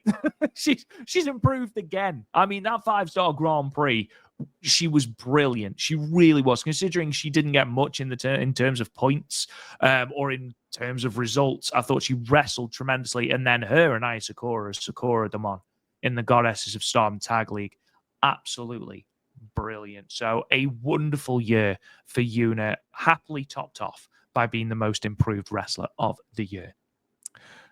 Tournament Wrestler, the brand new category for this year. And Matt Turner, this was the closest. This was the closest run thing, okay? And I'm not going to be around the bush. It was between Hanan and Micah for obvious reasons. Now, one got 31.6% of the vote and one got 36.8% of the vote. So this was a very close run thing. Other members that got a lot of votes, Miyu Iwatani, May Sarah, Natsupoi, Syuri, Tomoka Inaba also got votes as well. Hazuki got votes, which is always nice to see. However, Micah and Hanan, Matt, who are you voting for? You know what, Rob? Because I think this was my idea. I said, let's add Tournament Wrestler of the Year just because how great the tournaments are. And it'll be something really fun. I'll be honest with you, I forget who I voted for. And I think I voted for Hanan just because it was the first one. I knew who was going to be between the two. Obviously, Hanan winning the Cinderella tournament, made it to the semis of the 5-star, won Tag League. Micah, obviously, clean sweep the 5-star and whatnot. I think I voted for Hanan, but again, it's a heads you wins, tails you win with those two. So who did you vote for, sir? And then please tell me, who did our fantastic listeners of the Stardom Cast voted for? I also voted for Hanan. Again, winning the Cinderella, coming out of that blue block as well into the semifinals, beating Syuri, beating Suzu's pardon me, Suzu Suzuki, only to fall at the final hurdle to Saya Kamatani. A really, really underrated run. However, in second place with 31.6% is Meiko, which means that Hanan is you. Oh, no, that's the wrong one. Oh, no, I've done it in the wrong order. It's fine. Everyone on the screen, it's fine. We'll pretend you didn't see the Feud of the Year winner. But no, Hanan is your tournament wrestler of the year. And again, rightly so, a really good year for the young lioness. Right, I got a question for you, bud. Now, again, obviously, if you're watching this on YouTube, this is a beautiful picture. Is this Hanan's reaction after you gave her Tournament Wrestler of the Year, right? This isn't her with the Cinderella. This is how happy she is that she put a crown on and the Cinderella dress because you flew over to Japan, handed her this award, and then took the picture and then flew back, right? That's what this is. I mean, I'll be perfectly honest, Matt. I feel like the Cinderella tournament winning the Goddess of Stardom tag titles for the first time with her very good friend Syuri, and winning the tag league, all pale into insignificance when walking away with the inaugural Tournament Wrestler of the Year award. So yes, Matt, I believe that is the reason she is so happy. I've already spoiled Feud of the Year, which is slightly annoying because it is indeed Chi-Chi and Aya Sakura, which is great. It's great to see. But what was slightly disappointing is that Matt Turner versus Saya's heel turn did not win, which upsets me greatly. How many votes did that get? Hang on, so let me find it. He got 7.9% of the vote. It's funny because I did not, when Rob put everything up, obviously, I vote, obviously, right? So I kind of had an idea who I was voting for, and I was scrolling through a Feud of the Year. I was like, that son of a gun properly popped me. I was like, that son of a gun, Matt Turner versus Saya Kamatani's heel turn, which I have apologized a million times for. The new Saya Kamatani shirts, they went up on the Stardom the Stardom website and sold out in less than a day. So I'm waiting for those hoodies to go up because I definitely want one. But the Saya Kamatani heel turn is one that I was wrong on. Obviously, I was very passionate about she shouldn't have turn heel. Very passionate and fired up about it in a negative way, which I never get about anything. I was wrong. I was glad I was wrong. I've apologized for it. I will apologize for it right now, and I'm sure I will apologize for it in the future because that's what I do. I'm wrong quite a bit, but obviously she's doing well. She's the red belt champion. They're making a whole bunch of money off her, not only in tickets but merchandise sales. So that is as far as who won that feud against me and Saya Kamatani, with Saya Kamatani in a squash. But Rob, I'm curious, what were the other top vote getters other than Aya and Chi-Chi? So you had Azuki versus Starlight Kid. You had Mayu Utani versus Momo Watanabe, and Meiko versus Saya Kamatani, with the big Syuri and Mikuru Iwata as well were also the big points getters in terms of Feud of the Year. Moment of the Year. This one surprised me, actually, because I feel like the more you look back at Stardom's year, there's a lot of moments, and whether that is Queen's Quest dissolving, Saya Kamatani's heel turn, Saya Kamatani finally getting the red belt, Kid getting the white belt, Natsukatora getting the red belt, Marigold splitting off. It's been a year of a lot of change for Stardom, and they've navigated that really, really well, especially in those last 6 months where Stardom is as hot as I think it's ever been at the moment, certainly. But this really did surprise me because there was quite a few different points getters in terms of the moment of the year, and it's one of the closest categories that we've got. But Matt Turner, what was your Stardom moment of the year? Them selling out Sumo Hall again to end their year, considering the fact that you didn't know what was going to happen with the Marigold split, and some of the booking was a little wonky. You got rid of Queen's Quest and Oedo tie, and you turned Saya Kamatani heel, which I just apologize for, and I'll do it again. I'm a real man, folks. But the fact that their last show of the year, they sold out, and it was not only a sellout of the legendary Sumo Hall. And again, my favorite pro wrestling show of the entire year of any wrestling company. But that's an achievement to say that, hey, guess what? We sold out Sumo Hall. We sold out Sumo Hall. That's an accomplishment. And again, what an exclamation point for them to put on, which was a phenomenal, phenomenal year. Hell yeah, absolutely, absolutely, huge thing, huge thing. I can't even remember what I voted for. I'll be perfectly honest. It all sort of merges into one. I will say that selling out Sumo Hall, only the second legitimate time that Stardom have surpassed 4,000 in terms of attendance. So a huge number. And again, sort of goes to show just how hot Stardom are. And we're at the end of 2024. That came in at second with 15.8% of the vote, but with 23.7% of the vote, which goes to show really why she won at the Shining Award because of her popularity. Starlight Kid winning the white belt with 23.7% of the vote. And I think that, again, it speaks to this woman was heel earlier in 2024. Kind of. Now yeah. She was aligned with the heel faction, let's put it that way. I don't think she was ever a real heel, was she? I think she was too beloved. But, the reaction to her, the positivity towards her, and the crowd reaction towards her really does go to show, what a monumental year this is for Starlight Kid, and the future looks really bright for her as well. None of that, but it looked like that she cleaned up the Wonder Stardom Championship. It looked that thing's looked, and if you can see it here in the photo, new strap, yeah. This thing been looking beat up over the past few years, but yeah, it looked like that they either gave her a new strap or they ran it through the dishwasher. but wow, I mean, geez, what a moment for Starlight Kid, considering the fact that she got kicked out of a Wedo tie. And, you got to remember the whole reason why she went there. She felt so strongly against her leader, Miyu Atani, that she wanted to surpass her. Went to a Wedo tie. She got kicked out, kind of was in limbo. They started this new faction with Neo Genesis where she's teaming with her bitter rival, in Izumi, and just has really a great year, and then has, in my opinion, the best match on the best show in all of wrestling last year. That match with Natsupoi, and probably a top 5 or 10 all-time Wonder Stardom Championship match. But yeah, I mean, good on her. You're absolutely right. This just shows the popularity that is one Starlight Kid. So, what a great match on a great show, and good for one Starlight Kid.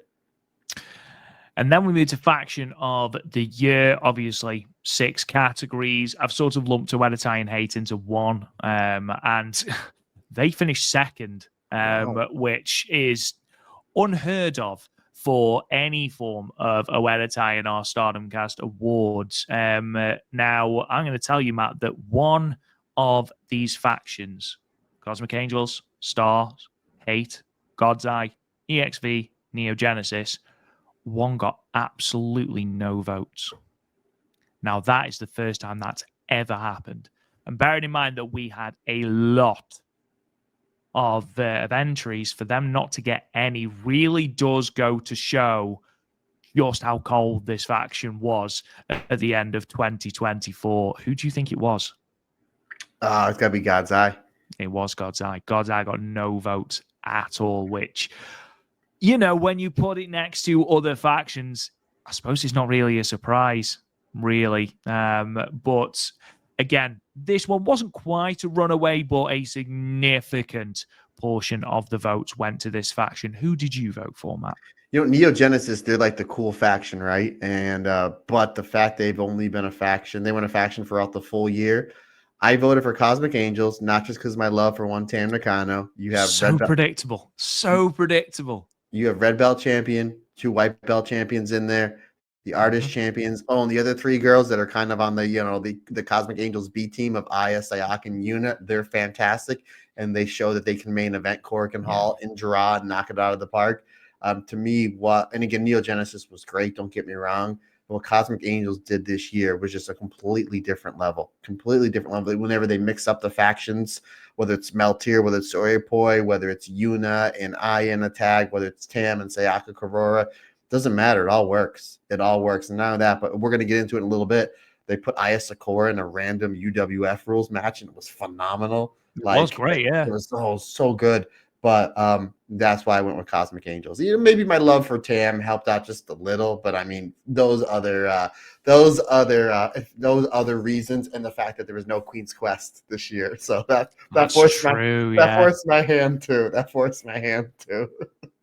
Well, Cosmic Angels did come in third with 18.4% of the vote. And obviously, we talked about Hazuki coming over for Vegas. If we can get Natsupoi as well, I will be very, very happy. But you've probably already guessed that the absolute runaway winners with 39.5% of the vote is, in fact, Neo Genesis. And again, unsurprising considering their popularity, how quickly they've gelled in ring, and how exciting they are to watch. They feel like the hot thing. We know that they're going for the Artist of Stardom belts in a couple of days. I would not bet against them winning them either. So, yeah, Neo Genesis are your 2024 Stardom Cast Unit of the Year. And Matt Turner, I think with that, we should probably talk about some shows, because we have been going for an hour and 24 minutes and we have not mentioned the two shows that we are supposed to be talking about today. So with that in mind, we are going to talk about the Stardom Award 2024 in Takadano Night 1. Again, both these nights aired from Belsal Takadano Baba.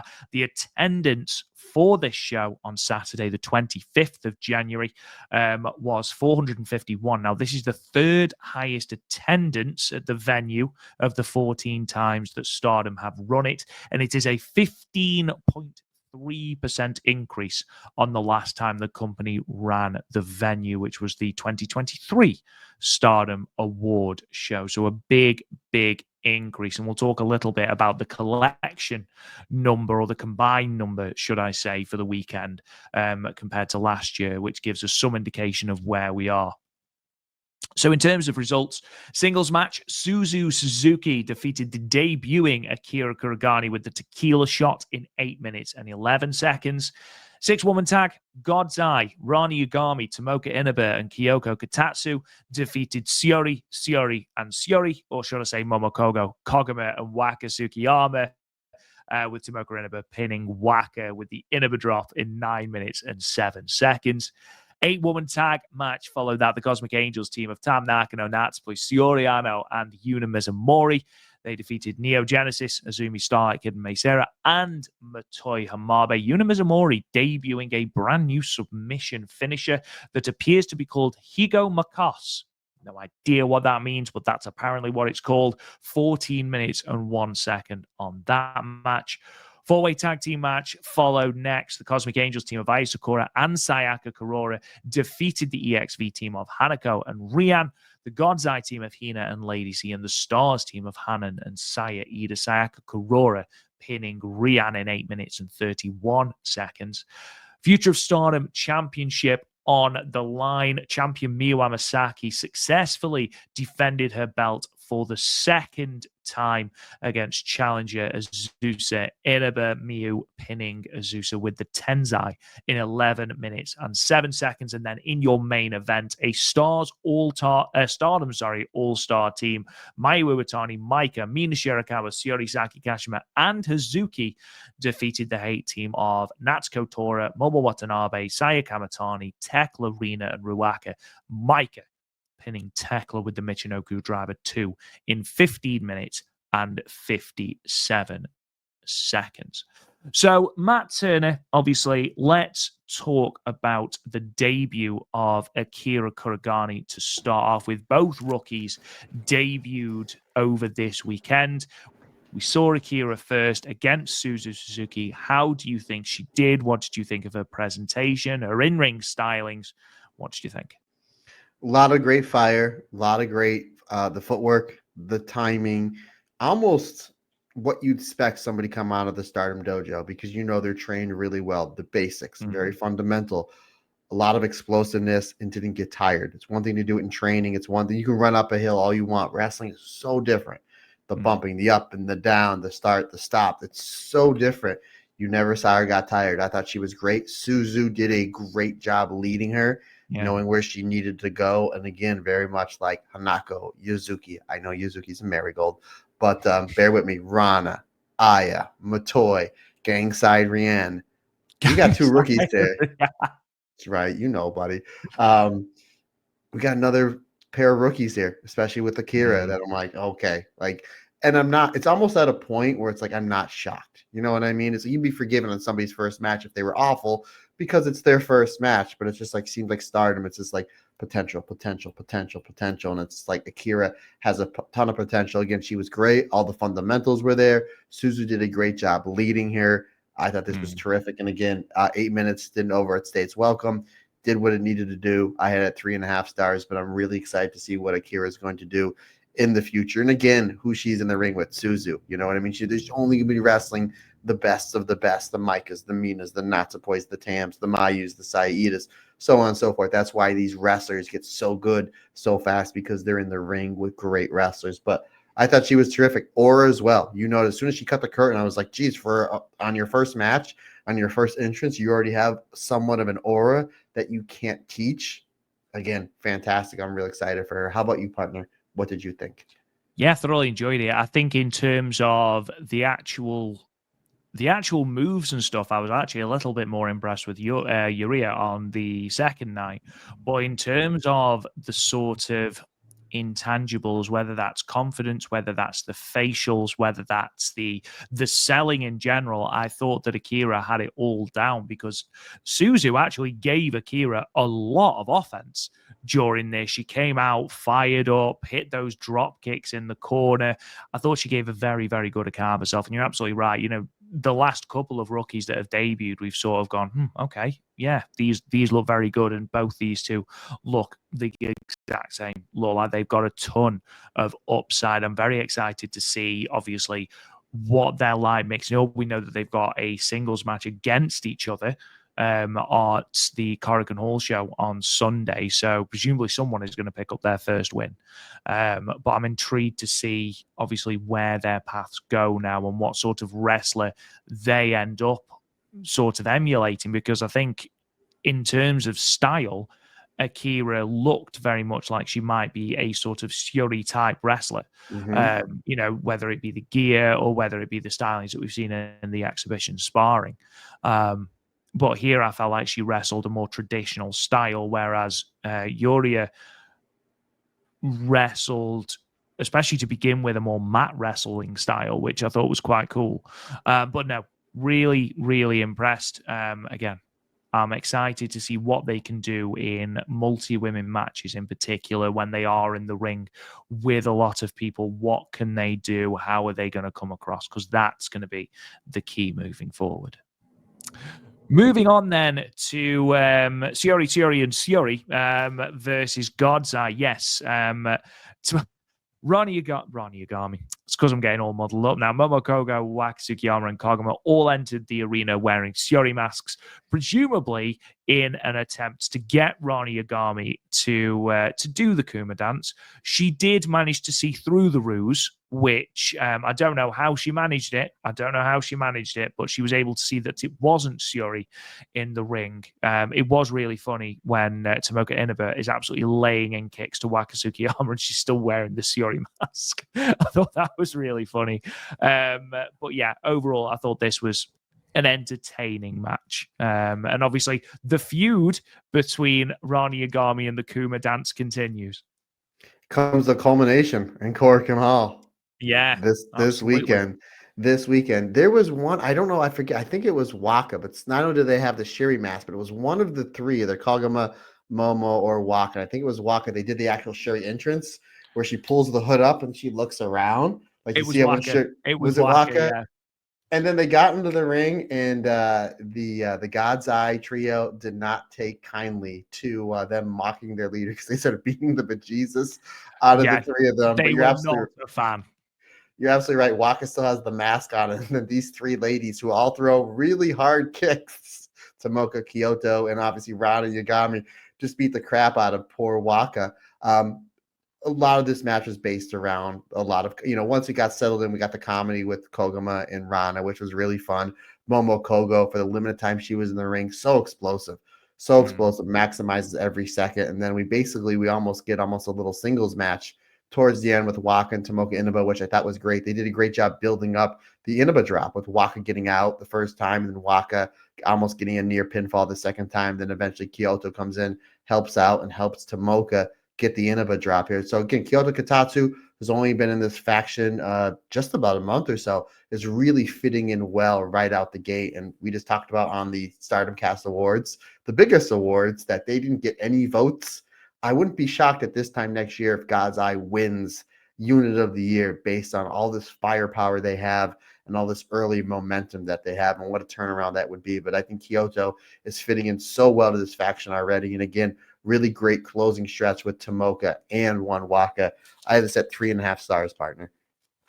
Yeah, I think Kyoko Katatsu, the thing that she's got going for it is obviously at the moment when she's in multi-women, she's the one that takes a lot of the heat. So she is very endearing as a babyface in peril, yet she has that explosive nature in those kicks and those strikes. And we saw it here. She absolutely leveled Momo Kogo at one point. So she has both sides of her game, which I'm very excited to see her really, really cultivate over the next couple of months. But yeah, I agree with you. I think God's Eye could be very, very hot moving forward. Obviously, you've got Amisori to return as well to that faction. So a lot of firepower to be added. Moving on then, 8-woman tag match. Cosmic Angels versus Neo Genesis and Matoya Mabe. I thoroughly enjoyed this match. I mean, it's everything you want it to be. I mean, look who's in the ring. We've just talked about Neo Genesis winning the Faction of the Year award because they are exciting, they're dynamic, and that's exactly what you got here. And I've actually thought Matoy fit very well in with the dynamic and with the chemistry that Neo Genesis was showing. But again, Cosmic Angels, especially that trio of Tam, Natsupoi, and Syuri, you talk about chemistry, there is very few trios that have the seamless chemistry that these three women have. And then you throw Yuna Mizumori in there as well, and that's a formidable quartet. Yeah, again, and in fact, you have the three on the other side. You have the 3 speed stars in May, Starlight Kid, Izumi, and Matoy was. You'd be forgetting if she was kind of out of place there, but again, whoever put this match together, they put Matoy in the best spots to shine, which I thought was genius because this match just got over. This is my favorite match of these 2 shows we're going to review. It's another week in Stardom. It's another must-see tag match. Yeah, this was terrific. And Rob, actually, my first note is, and I kind of, before I break down the match, I want to get your thoughts on this. I think we talked about this a week or 2 ago, that the Starlight Kid and Natsupoi white belt thing seems like it's something they're going to run back. Literally to the point when Starlight Kid got in the ring, Natsupoi went over to her, stared at her, stared at the belt, and stared at her again. And the cameraman did a great job of getting that shot. So it really seems like there's something there. I mean, I think that they're going to go back to this sometime soon, which I'm all for. I would like to see a quick rematch between these 2. Yeah, don't get me wrong, especially because that match at Dream Queen was so good. I want to see, because Starlight Kid is such a great champion and because she's so good in the ring, there's more matches that I want to see for a first time before we go back to Natsupoi and Starlight Kid. Not because that match wouldn't be tremendous, but instead, I want to see, again, Starlight Kid versus Rena. It's something new. It's something fresh. And that's something I'm excited for. Give me Starlight Kid versus Suzuki. Give me Starlight Kid versus Syuri. Give me Starlight Kid versus Hanan. Give me Starlight Kid versus Amina Shirakawa. We've got all of these different, against the Tomoka Inaba, which we appear to be teasing. There's all these fresh new matchups that I'm excited to see with Kid before we return to a Poi match. And again, that's not because that match won't be phenomenal, but it's because I want to see Kid spread her wings and wrestle different types of match as the champion. Yeah, good point. Good point. Head you win, tails you win, really. So Absolutely, I'm sure Rob's not going to be like, I wanted Tomoka Inaba in there. I'm not going to watch another 5-star match between Starlight Kid and Natsupoi. But no, I kind of just want to get your point there. Match starts off with Azumi and Natsupoi. I mean, no miss there. Then we get some Star Bomb, Azumi and Starlight Kid teamwork onto Natsupoi. And there's one really cool spot sequence in the middle of this match where May Sarah gets in the ring. She's going 100 miles an hour. She does that one spot where she runs, jumps on the middle rope, and then comes off with the Joshi drop kick. And she does it all within one leap. It's seems so seamless. that it should be almost illegal to move that way. I mean, maybe because she's not weighed down by any knee pads. Maybe that's what it is, Rob. Maybe that's why she can do that. Still baffles me. Still baffles me. And I forgot to bring this up. I don't think she was wearing knee pads on the Stardom Awards as well, because she looked really good. But anywho, imagine just ruins the aesthetic entirely. Oh, now you wear knee pads. To get an award. But anywho, so she's going for, we've seen her do this before, and she goes, Yuna and Tam are running teamwork. And then she goes to do it. Yuna and Tam go for a double clothesline. She ducks it. She goes for it. And then Soriano comes over and kicks her off. I thought that was really cool. And then they run a quick double team on May Sarah. They go for another one, and then May hits it. She hits that one leap into the Joshi dropkick. I thought it was really cool how they built that spot up in a matter of like 30 seconds. It's like, oh, here it comes. No, it's not. Soriano makes the save, and then eventually she winds up hitting it. But I thought that was really good. Just really great stuff with Soriano and Starlight Kid. They don't seem to miss. Great match in the 5-star last year. Great match this time last year at Supreme Fight, the anniversary show for Soriano's Wonder of Stardom Championship. Really just great, excellent stuff there. May Sarah and Tam was great. Again, Matoy, they put heat on Matoy. She does a great job selling. We see that Matoy, who's less than a year into her career, is really a next level seller and does a great job getting sympathy. And then eventually she's going to tag in one of the other explosive wrestlers in Neo Genesis. That's Crazy Over. Azumi, her stuff here with Soriano, it was brief, but that's another match that we haven't seen that I would love to see. Again, Yuna here was terrific, and they did a great job building Yuna up for the finish. And now she has a new submission finisher, which she's adding into her repertoire, which is good because, again, most improved wrestler per the Stardom Cast Awards, the most prestigious awards in all of Joshi, by the way, Rob Goodwin. She won it not once, but 2 years in a row. So I liked how you have all these stars in this match, but ultimately it's Yuna that gets the win. Again, brother, I was blown away by this. 4.5 stars for me. I thought this was terrific. Wow, 4.5 stars. You really did enjoy it. Moving on then to the 4-way tag match, Stars, God's Eye, Cosmic Angels, and EXV. Matt, what did you think of this? I thought this was great, and I think we were talking maybe on the Marigold Standard just the other day about once Saeed is healthy, who's going to be that first title defense against. And I think you mentioned like we'd love to see an FWC. We know Crazy Stars in line for a title shot. But after this match was over, I think a really good V1 for Wingori would be against Aya and Sayaka. I think they were terrific here. They do a great job highlighting them. Obviously, they get the win in this match, and I think that would put a bigger spotlight on the young duo from Cosmic Angels, putting them in a championship match against a great team like Wingori. Again, Hina and Lady C, we talked about at the beginning of the show. They're gelling. Was really well last year in the tag league, the Godstar Tag League, but here I thought was terrific. Rion and Hanako, again, considering the fact that they're very young in their careers, I thought they were terrific. Everybody had time to shine. Everybody had time to tell their story.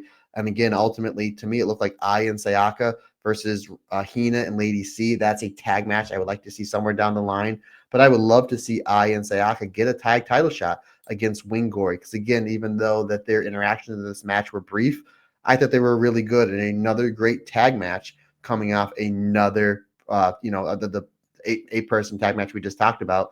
A great tag match, after another terrific tag match in Stardom. I had this at 4 stars. I thought it was terrific and a great way to highlight Aya and Sayaka. I wouldn't be opposed to seeing Lady C and Hina go for the belts either. Good call. I'd like to hold. The only reason I say this because I think I completely agree with you. I think a match between Hanan and Sayuri and Sayaka Kurora and Isakura would be fantastic. I wonder if the reason they haven't put those two against Rice or Bread on this show that's coming up, the New Blood 18 show that's coming up on Wednesday, I do wonder if that's because it will eventually be the Cosmic Angels team that dethrones Rice or Bread for the New Blood tag titles. So I wonder if they're sort of holding off on them. So I'd like to see them win the New Blood tag titles. So sort of wait on that before we go into that. But I think, if that's the way they do go, I'm certainly not going to be complaining. But again, Lady C, maybe they're waiting on Amisori's return for Lady C to be given a really big push in that division. But I think her and Hina in the meantime, I certainly wouldn't be opposed to that. I mean, why not do that into Shigi, really put the emphasis on both Hanan and Hina in their hometown? I think that'd be nice. But again, we already know that Rina's going to be in the main event. I imagine if, fingers crossed, Syuri is fit, they are going to put a huge spotlight on Wingori as well. So, to be honest, that's where I do FWC. But that's by the by. I don't want to burn through that match instantly. Future of Stardom Championship match, then Miyu Amasaki and Azusa Inaba. This is Azusa Inaba's second attempt at the belt. She was unsuccessful against Rina earlier in 2024. I thought she did well here. Azusa Inaba really, really worked Miyu Amasaki's leg with the chair, with the ring post, with a different style of leg submission base. And I thought that Miyu Amasaki did a tremendous job on the defense as the babyface in peril. Thought she did a really good job. Eventually capitalized with her vast array of DDTs and then hit the Tenzai for the win. But I thought Azusa Inaba put in a really, really good performance here. Yeah, Azusa was made to be a killer in this match. Miyu Amasaki, not only future Stardom champion, she's, somebody that is vastly improving and working her way up the card, and rightfully so. I thought that, her selling here was good, because was really good, actually, because we never really see her in a long singles match. Obviously, that match she had with Rina, where she won the belt in Nagoya, was, I mentioned it last week, one of the best future Stardom championship matches that the championship has ever had. And this one was a notch or two below. It was still really, really good. Again, Azusa was only a teenager. They make her out to be a killer here with the leg work, working over Miyu's knee. She epitomizes the knee and almost as a punk kick with the chair, which was not in front of the referee. So I have no problem with that. We're doing illegal stuff. We're bending the rules, which again, then you're getting more sympathy on Miyu Amasaki for eventually Miyu to hit that fourth gear. Fires up. They have a great stretching finish. Eventually, Miyu hits that big cradle DDT, dropping the young Inaba sister on the top of her head, and then follows up with the Tensai. Excellent match. 11 minutes, enough time to tell their story. And I know this is going to sound corny. I know this is the future of Stardom Championship, but the future of Stardom in the hands of these two is really, really bright. Terrific match. I have a feeling we're going to see a lot more of singles matches between these two, and they're only going to get better and better and better. I have this at 4 stars. Really, really great match. And I spoke a little bit about Miyu Amasaki, so I thought Azusa Inaba sold that Future Shock DDT very, very well, right on top of her head. Obviously very safe, but I thought she sold that really, really well. And again, I think Miyu Amasaki is going from strength to strength, and she's going to have to, because her next challenger did make her way out, and as we predicted, it is EXV's Hanako that will be challenging Miyu Amasaki next for the Future of Stardom Championship. We knew this was going to happen, Matt. I think we're both absolutely fine with it. I think Hanako has earned it. Obviously pinned Miyu Amasaki during the Unit League. Do you think Hanako takes the belt? Great question. I mean, they definitely built her up enough for it. Finals of the Tag League, been wrestling in the States quite a bit, getting over there. Miyu has just started this run, but at the same time, this is a belt that you really don't need the big Hanan, the big Rina championship run for. I'm going to say Miyu successfully retains, but I would not be shocked if they put the belt on Hanako. And then, obviously, she's somebody that definitely has her visa. And that's definitely something where she can defend the Future of Stardom Championship against wrestlers over in the United States. I think that'd be a great way to get her over, the belt over, and more eyes on Stardom. So that's something that you could potentially do. You can do that with Miyu Amasaki as well, but I'm just saying we obviously in Hanako has had a handful of matches in the United States and is over. So, and does has that presence because in the United States, we're used to the more taller wrestlers. And obviously Hanako is, I believe, her and Lady C are probably the 2 tallest wrestlers in the company. So I think it's a win-win situation, but I'm going to say Miyu, but wouldn't be shocked if Hanako takes it. I do wonder, especially if not Cosmic Angels, I wonder if Neo Genesis win the artist belts. I wonder if they will give Hanako the future belt. It depends when they run it, because obviously it's not scheduled for this New Blood show. So I'm intrigued to know when they're going to run that. I don't know if you saw this, Matt, the Instagram live that Neo Genesis did following the Stardom Awards show on the Sunday. And it was May Sarah and obviously Miyu Amasaki and Suzu Suzuki were at the same house. I don't know whether they were at Suzu's or Miyu's. And those two were just getting, I would say, gently drunk, but they were getting absolutely hammered. And May Sarah was just being her delightful self. At one point, brought out a ukulele and started playing it for everyone. And then it was about 4 a.m. Japanese time, and they were just getting absolutely just patioed. And I read something on Twitter said at the end Miyu Amasaki was just passed out on the floor. I was like, that's brilliant. Love that. I did watch it like about 4 times. Wow, you watched it that much, folks. It looks like Miyu Amasaki. All due respect to Miyu Amasaki, it looked like she's a lightweight. She looked like she's 2 or 3 beers and she's out. So for her to try to, hang with Suzu in the drinking, the one where question is, Rob, did Micah crash the party? Because it always seems like if there's drinking in Stardom, here comes Micah. She manages to sniff it out, doesn't she? She's like a bloodhound when it comes to alcohol. Moving on then to the main event, obviously celebrating not only 14 years of Stardom, but also 14 years of Mayu Iwatani. And as we found out after the match, bless her, 14 years of Saki Kashima, which didn't get anywhere near the same amount of press coverage as the 14 years of Mayu Iwatani, which is, a little bit mean on Saki Kashima, but I suppose with Saki Kashima's character, you sort of expect that.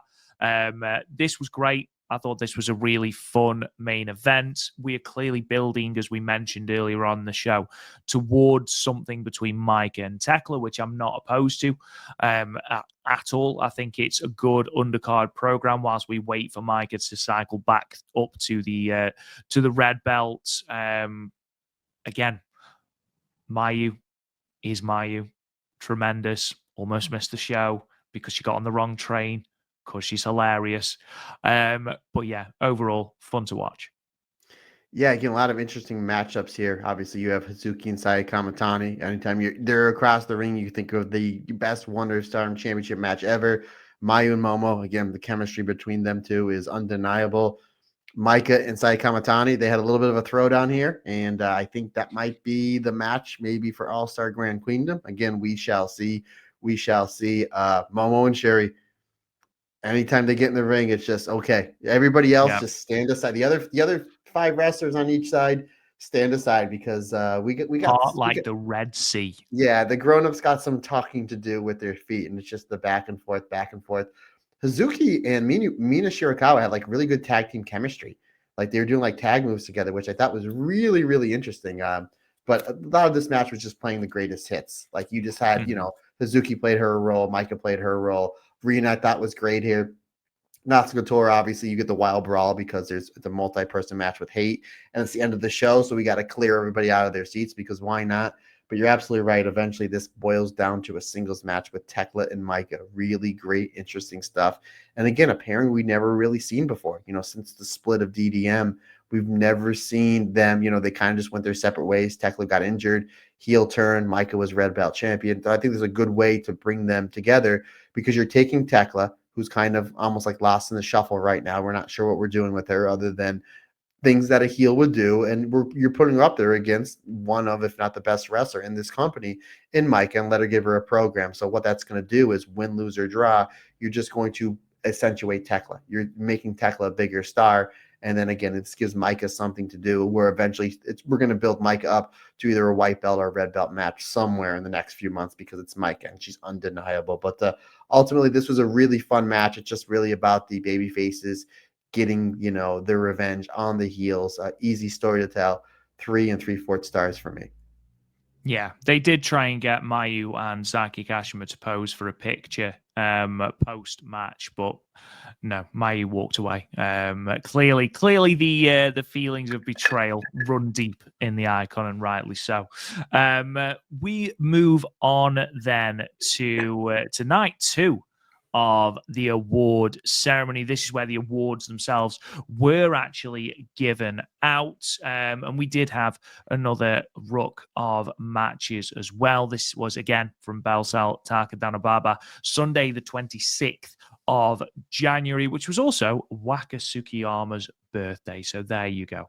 The announced attendance for this show inside Belsal was 422. Now, this is the second, as I mentioned, of back-to-back nights at the venue, and though it is a 7% decrease from the previous night, the combined 870 over the 2 nights is a 15.4% increase on the combined attendance for the 2023 awards. So again, a huge jump over night 1 and night 2 as opposed to 2023. So good numbers when it comes to Stardom.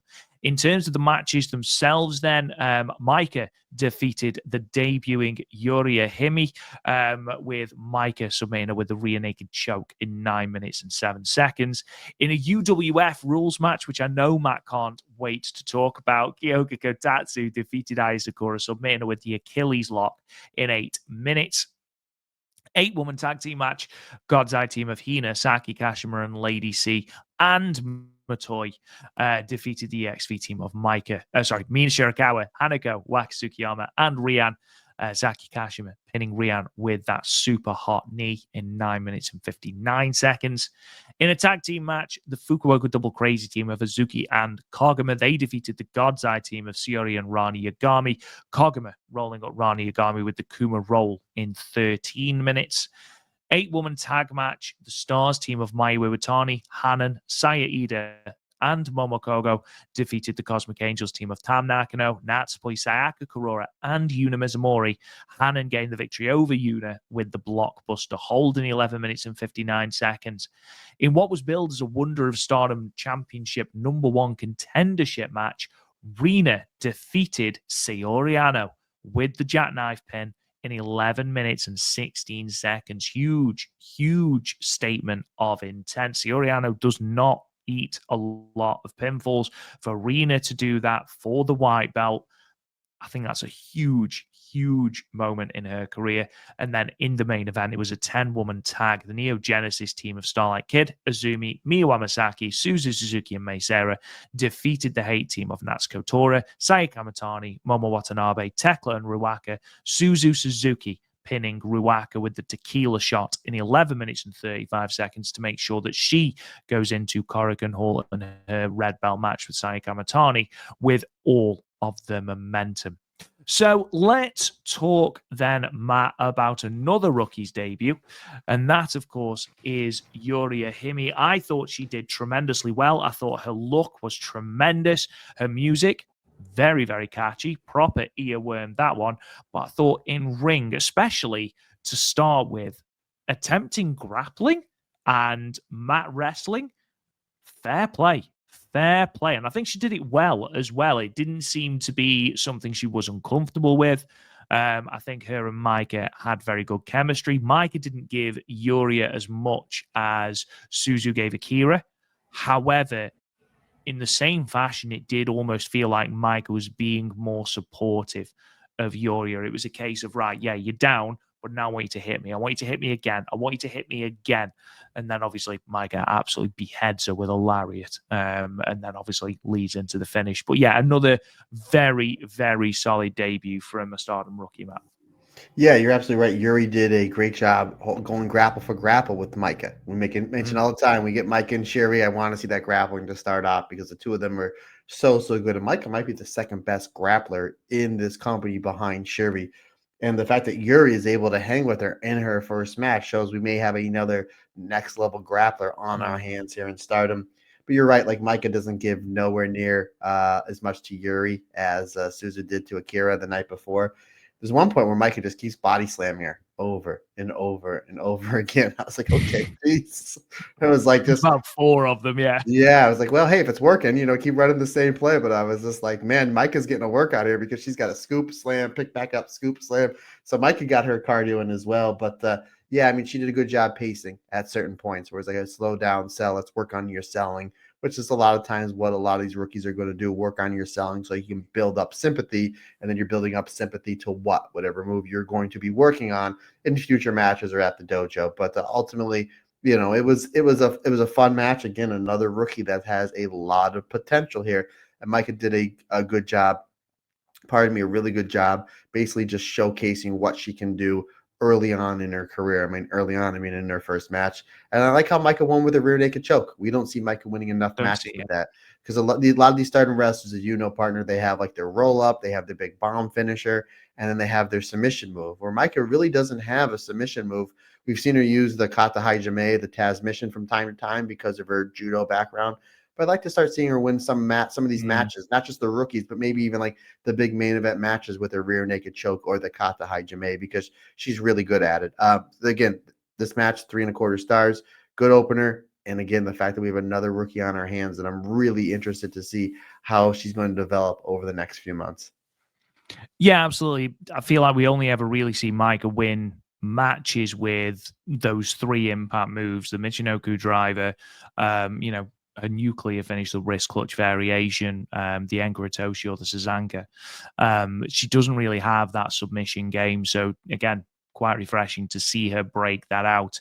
And, you look at the build of Mikey, you know that would be legitimately devastating were she to lock it in. So it's not exactly an unbelievable finish either. So yeah, I'd like to see Micah win, some multi-women matches on these Stardom World Tour shows with that move. I'm just going to shut up now, Matt, because I know you want to talk about this match. So Aya Sakura and Kyoko Katatsu, UWF rules match. No real build to this. It was just a case of, right, we're just going to put a UWF rules match on. And I could almost hear 5,000 miles away or whatever we are from each other. I could almost feel Matt's excitement at the impact of this.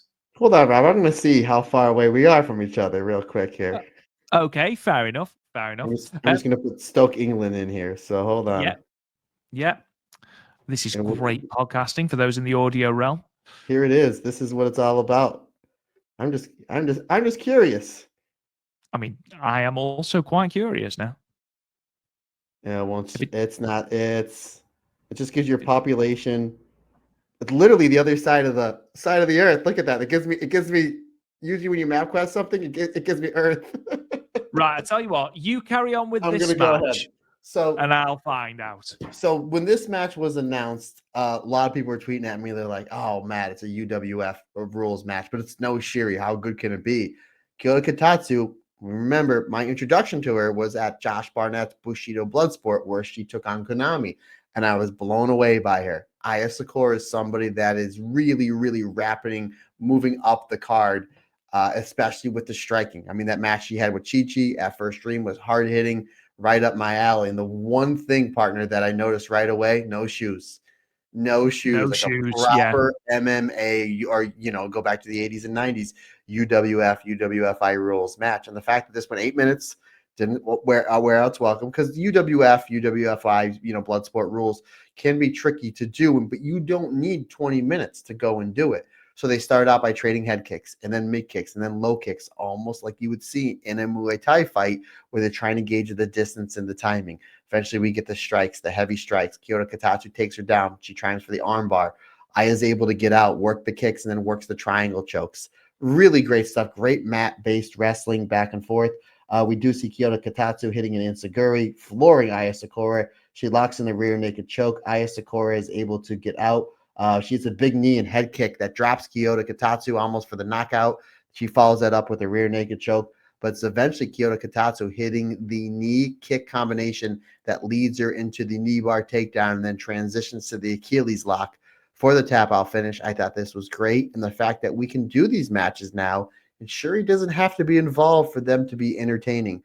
I thought the 8 minutes was plenty of time because there was no stalling. It was just as soon as the bell rang, they traded the kicks, they did the strikes, went back and forth with submission, but eventually it was that knee into the kick combination that left Aya open enough for that knee bar takedown, and then Kyoko Katatsu slips down into the Achilles lock like a great catch wrestler would, because again, she's trained by one of the greatest catch wrestlers of all time in Tamura.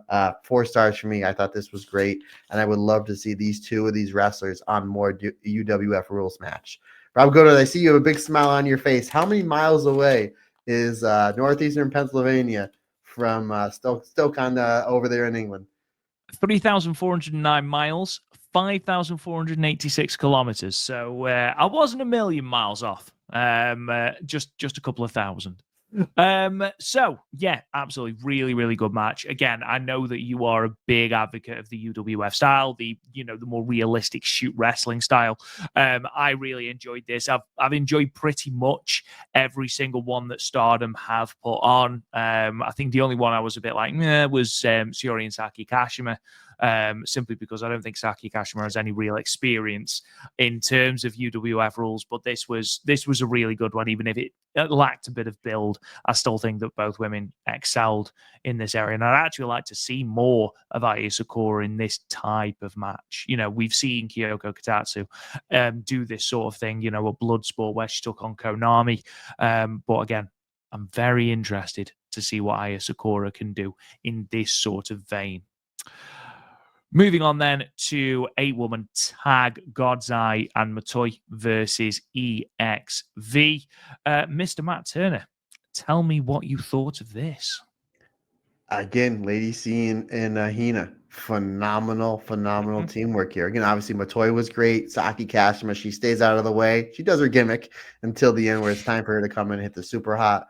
I thought obviously Mina's the big star here. That, you know, she's the big star of this match. She's properly spotlighted well enough in this match because people are paying to see Mina. Again, she's one of the biggest stars in this company. But ultimately, it's just really great tag work with Lady C and Hina versus Rice or Bread, or now known as Wanako. But yeah, excellent stuff. Again, I think Team Classroom with Lady C and Hina, I think their upside for this year is going to be really big. And we've seen the new booking, I guess not new book, I guess, you know, the booking committee at Stardom, they're all about giving underneath talent shots. They're all about making sure everybody has something to do. And I think Lady C and Hina, I think that their thing to do right now is build them up in the tag division, whether it's new blood or it's for the goddess tag belts or both, because again, I think that there's a lot of untapped potential between in the team there. But again, ultimately, it's just Saki Kashima sneaking in, hitting the super hot, getting the win onto one young Rian. Good enough match, 3.5 stars for me. But again, to me, the big thing coming out of this match is the possible development of Lady C and Hina in the goddess tag division. Fukuoka Double Crazy versus Ron Yagami and Syuri. Now, this was great. However, Matt, it is leading to the payoff none of us thought we were ever going to get. The Kuma dance, the never-ending feud between God's Eye and the Kuma dance is going to come to a head at Korakuen. So Koguma does get the win here. She rolls at Ronnie Yagami with the Kuma roll. And a match has been set up for Korakuen. Koguma versus Ronnie Yagami, singles action. But it's a bear dance on a pole match in the way that if Koguma wins, Ronnie Yagami, and this is brilliant, on the Stardom website it says Ronnie Yagami must bear dance as hard as she can. That's very big. Okay, that's pointed out very much. Okay, the fact that she's got to do it as hard as she can. And she's a drummer. So yeah, you know she can swing those arms hard, Rob Goodwin. 100%. I want to see windmilling and everything. However, but she's in Slayer. yeah, absolutely. Should Ronnie Yagami win, Koguma is never, I repeat, never allowed to try and get God's Eye to do the Kuma dance again. Matt Turner, only the highest of stakes for a Korakuen Hall singles match. In all seriousness, I quite like this. I don't mind this. You know, it's nice to have the undercard of Stardom actually have, you know, something to fight for. Admittedly, not a title, it's a dance. However, it's something that's really over with the live crowd. It's something that's really endeared God's Eye to the crowd, especially Syuri's very animated refusal to do the dance, and for Ronnie Yagami not to do the dance. And again, it's a singles match inside Korakuen Hall. That's going to count for something irrelevant of the stakes going into it. And, you know, talking about the match, it's FWC versus Syuri and Rana. It's a really good match. Rob, do you think that they sold out Korakuen Hall because of Sai and Suzu? Cosmic Angels versus Neo Genesis Artists? No. Yeah, I feel like good wrestling. Whether you can dance as a bear or not. I've been watching wrestling almost 40 years. I've never seen NWA do this, WCW do this, WWE, WWF. Stardom is pulling the trigger. They're like, hey, let's cash cow this. But in all seriousness, it is something interesting. And obviously, Ron and Koguma, they actually have, as far as wrestling goes, it's going to be a really good wrestling match that has a fun, you know, gimmick behind it, you know, on a loaded Korakuen Hall show. So again, it's good. They have really good chemistry when before the bell rings, after the bell rings and during the match. So it's going to be fun to watch. Again, it's going to be your let me up match because there's going to be enough violence, especially in that main event with Suzu and Saya in Korakuen Hall. But it's going to be just going to kind of be your let me up match. This match I was really looking forward to. I thought it was a solid enough match. They have a better match in them, but this match was really just based around Kagama and Rana. Hazuki and Syuri, we got a little bit of violence, not as much as we would like to see. Obviously, FWC, they're one of, if not the best tag team in all of wrestling. And Syuri and Rana, really, really great team. Again, you never know what they're going to do with Syuri. Start, stop, as far as singles push goes.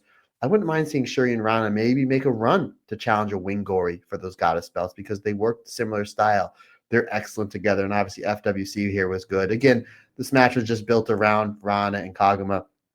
And Hazuki and Syuri, obviously, they're great, two of the best wrestlers in the world, regardless of country or gender. Their basically roles were just to kind of come in when needed to. Ultimately, though, it's the FWC teamwork that leads to the Kuma role for Kagama getting the win over Ron Yagami. I have this at 3 3/4 stars, sir. Yeah, I certainly wouldn't hate Syuri and Rana going for the tag belts. You know, we said this about Syuri and Konami, and obviously that happened. So we managed to manifest that. I don't know if we were sort of inadvertently responsible, therefore, for Konami's heel turn. Maybe. Oh God, yeah. But Syuri and Rani Yagami versus Wingori, I think would be a really, really good. And you know what? Make that V1. I'd be very happy with that being a V1. I don't think Rana loses anything from taking the pinfall there. Obviously, Wingori get a big win there. We've seen Hanan pin Syuri before in this year's 5-star Grand Prix, or last year's 5-star Grand Prix as it is now. I certainly wouldn't be opposed to that at all. Moving on to Stars versus Cosmic Angels, and Matt, this was predictably brilliant. Yeah, to the shock of nobody. You have Meltier in there. You know, Yuna's great, obviously. Saka Kurora, she's terrific. You have Peach Rock in there, and the champions in Wingori. So even though our beloved Saida wrestled this match with a pillow on her hand, she still tried as hard as she could to go chop for chop with Yuna Mizumori. But yeah, excellent. And Sayaka Kurora. But no, this was excellent stuff between the two. 12 minutes was enough time to tell their story. I thought the chemistry at the end with Yuna and Hanan, I thought was great. And again, maybe a title defense somewhere down the line. Aya and Yuna versus Wingori. I think that would be terrific. I just load them up. Just keep giving Wingori like a title match every 3 to 5 weeks. Like no one's gonna say no to that. And we've been getting title matches on these non-pay-per-views. So I'm all for that. Let's just make Wingori just a huge thing and just keep giving her title matches because there's no shortage of great tag teams in Stardom. Obviously, the chemistry here with Tam and Miyu is excellent. Momo Kogo plays her role so well in this match. She's so explosive. The way that Miyu sets her up for success in offense, I thought was terrific. And again, this is the Stars teamwork. You know, whether it's the triple team, the quadruple team, the way that Miyu kind of leads that team as far as them getting the advantage, I thought just was really, really excellent stuff.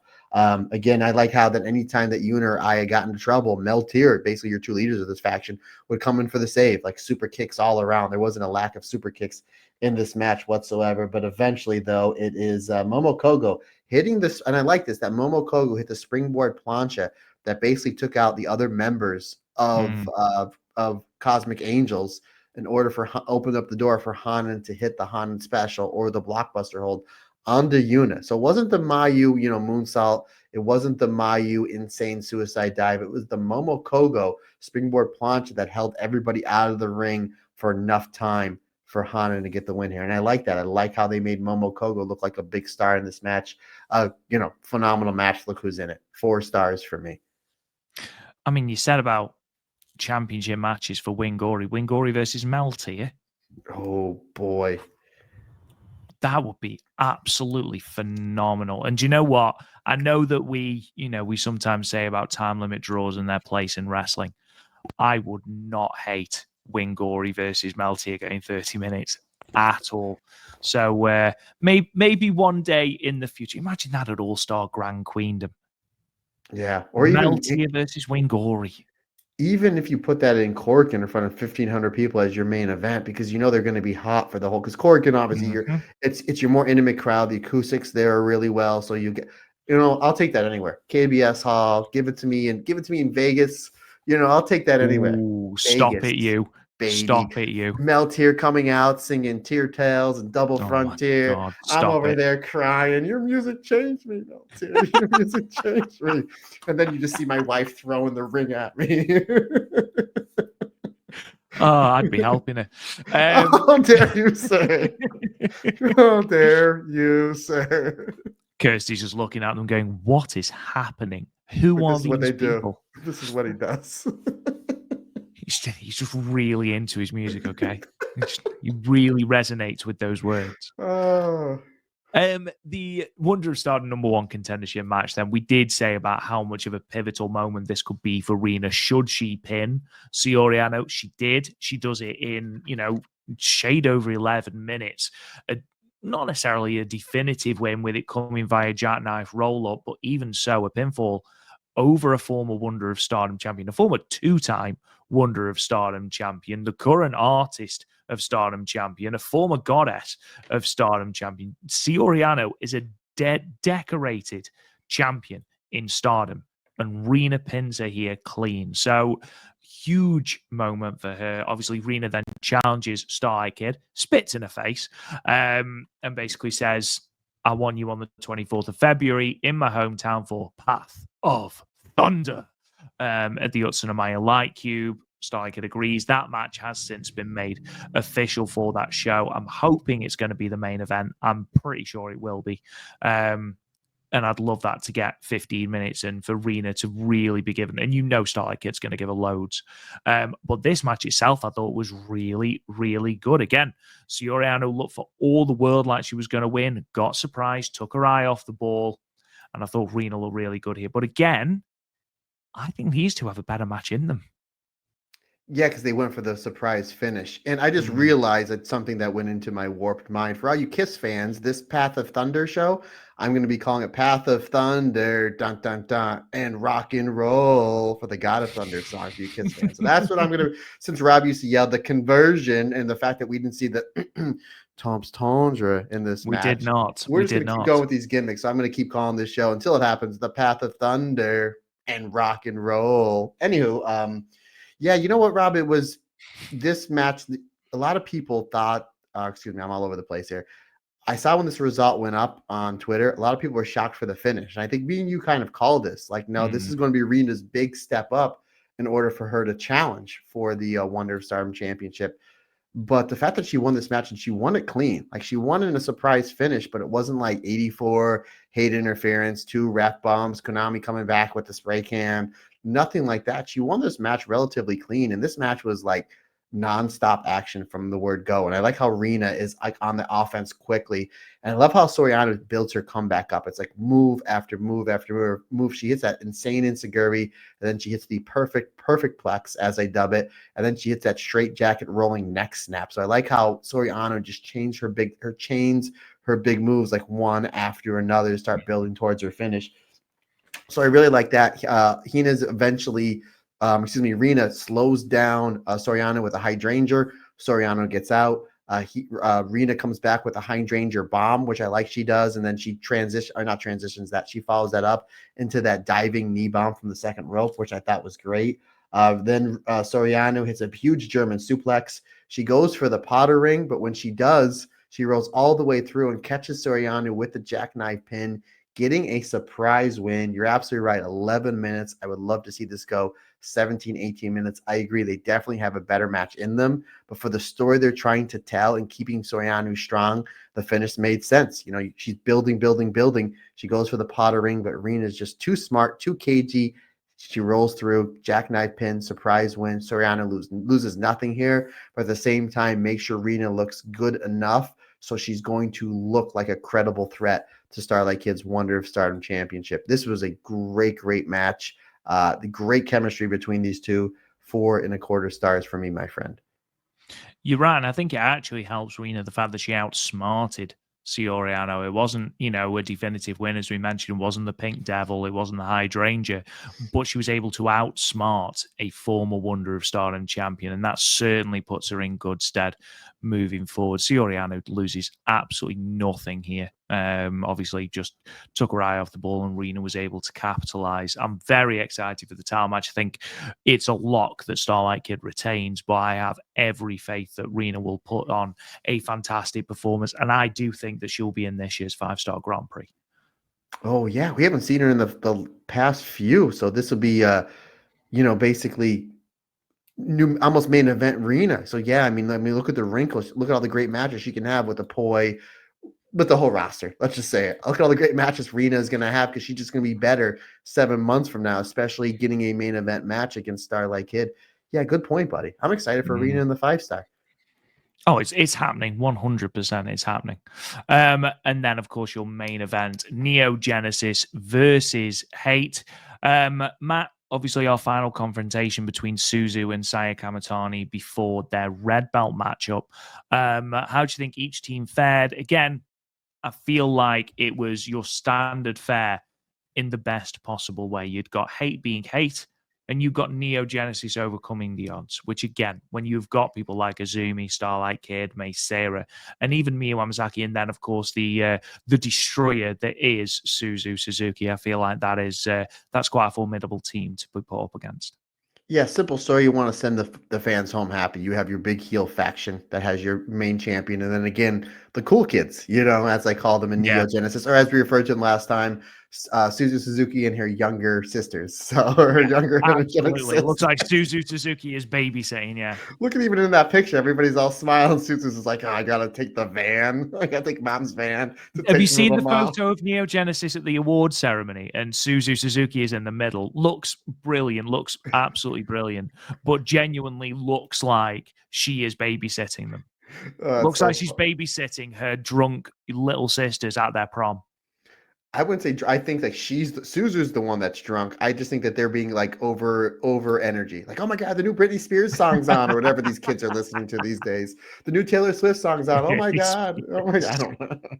Yeah, do you think it is? When they're really buzzing, having just listened to the new, Meltier album. There you go. My man, see, he's there, folks. He's a closet Meltier fan. Anywho, so this match starts off the best way possible. Suzu and Saya throwing bombs. And I like how Saya, as the champion, who's eaten two falls to Suzu this past month, she gets in trouble, or Suzu gets trouble. Saya gets the advantage. Mei Seira has to come in. So now we're reminded how great Crazy Star is. Oh, by the way, Crazy Star gets a future goddess tag shot. So I like that anytime Suzu got in trouble, it would be Mei coming in for the save, and we would get that phenomenal teamwork that we know that from Crazy Star. Miyu Amasaki takes the heat here. Rightfully so. You want to build up her sympathy, build up her selling, and eventually you get the hot tag into your explosive wrestlers, Azumi and Starlight Kid. I was shocked that the all over the building brawl happened in the middle of this match. Usually we see Hate where it's just like I can see them putting this match together. Like, we're going to brawl all over the building. They're like, yes, but 7 minutes in, they won't see it coming, because usually usually it's just like, boom, they get jumped, the brawl starts, and then we put the heat on Miyu, where it's just like, oh no, we get the brawl in the middle of this match. I thought that was something different, something really cool there. I thought Ruaka here looked terrific. I thought Suzu really shined. Considering the fact Suzu's your number one contender, Ruaka really put a beating on Suzu Suzuki, which I thought was great. Eventually, though, we get the 10 boots, the 10 boots into the corner on one Ruaka. And it does take, once again, Crazy Star teamwork to put away Ruaka. We see that lung blower from Mei Seira into the German suplex from Suzu, which was their trademark hold as Crazy Star, and that eventually leads to the tequila shot onto Ruaka. Great job from all the wrestlers. Obviously, Momo here was great as the hammer. Momo stuff with Azumi was terrific. Momo stuff with Starlight Kid was great. Wouldn't mind seeing a Momo Watanabe versus Starlight Kid Wonder of Stardom Championship match somewhere in the future. Tekla plays the role as the big jerk in the best way possible in this match as your heater, and obviously Tora, very much like Suzu, she's kind of the hammer of the group. But ultimately, this match was just building more up for Suzu and Saya Kamitani. That's your A story. And your B story, to me, partner, was just showing how well that Crazy Star is as a tag team, because, again, they are getting a tag title shot somewhere down the line via their win of the Unit League tournament. Great way to end this show. 4.25 stars for me. Yeah, absolutely. Could not agree more. And that does bring us to an end of our show reviews. However, as we have mentioned, a fair few times. We have got coming up the Korakuen Hall show on the 2nd of February, which of course brings us our first Red Belt Championship match in Korakuen Hall in over 4 years, 17th of January 2021 to be precise. The last time we had a Red Belt match in Korakuen Hall, Utami Hayashishita successfully defending against Meiko. However, here, Supreme Fight in Korakuen Hall, Saya Kamatani will make her first defense of the red belt against Suzu Suzuki. That full card has been announced, and I'll read it through now. Akira Kuragani versus Yuria Hime, both of the rookies facing off in singles action. Ron Yagami versus Koguma in a bear on a pole match. Hina and Lady C will be taking on Rian and Meisera. As we mentioned earlier, that has been changed because of Matoi's injury. Cosmic Angels, Yuna Mizumori, Aya Sakura, and Sayaka Kurora will be taking on the hate team of Natsuko Tora, Ruaka, and Fukigen Death. The Stars team of Mayu Iwatani, Hazuki Hanan, and Momo Kogo, they will be taking on the God's Eye team of Syuri, Saki Kashima, Kyoko Kotatsu, and Tomoka Inaba. That could be a closet match of the night. EXV, Maika, Mina Shirakawa, Waka Tsukiyama, and Hanako, they will be taking on the hate team of Tekla, Momo Watanabe, Azusa Inaba, and Rina. And then our 2 title matches. Artist of Stardom Championship match. Cosmic Angels, the champions, Tam Nakano, Natsupoi, Syuri, Ano, they will make their 3rd title defense against the Neo Genesis team, Azumi, Starlight Kid, and Miyu Amasaki, who are, of course, cashing in their opportunity having won the Unit League.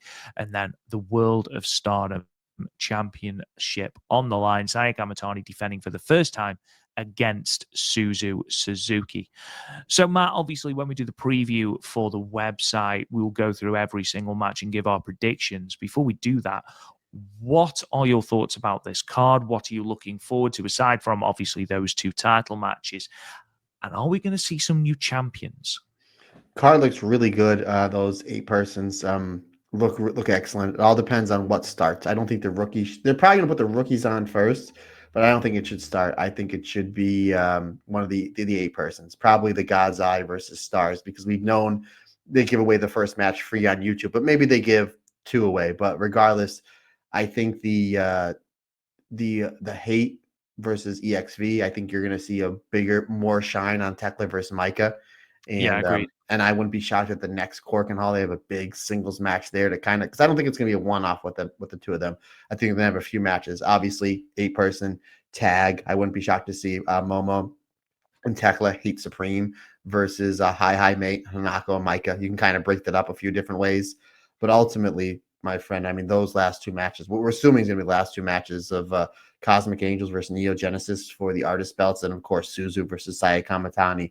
That's going to absolutely tear the house down. And considering the fact that they sold out all the tickets and they had to put more tickets on sale, we could be looking at somewhere around 1,500 people in Korakuen Hall here, which just goes to show if you put championship matches in Korakuen Hall, you're going to sell tickets. So I'm real excited for it, considering the fact that I'll probably be watching this show on no sleep because the Royal Rumble is like right before it.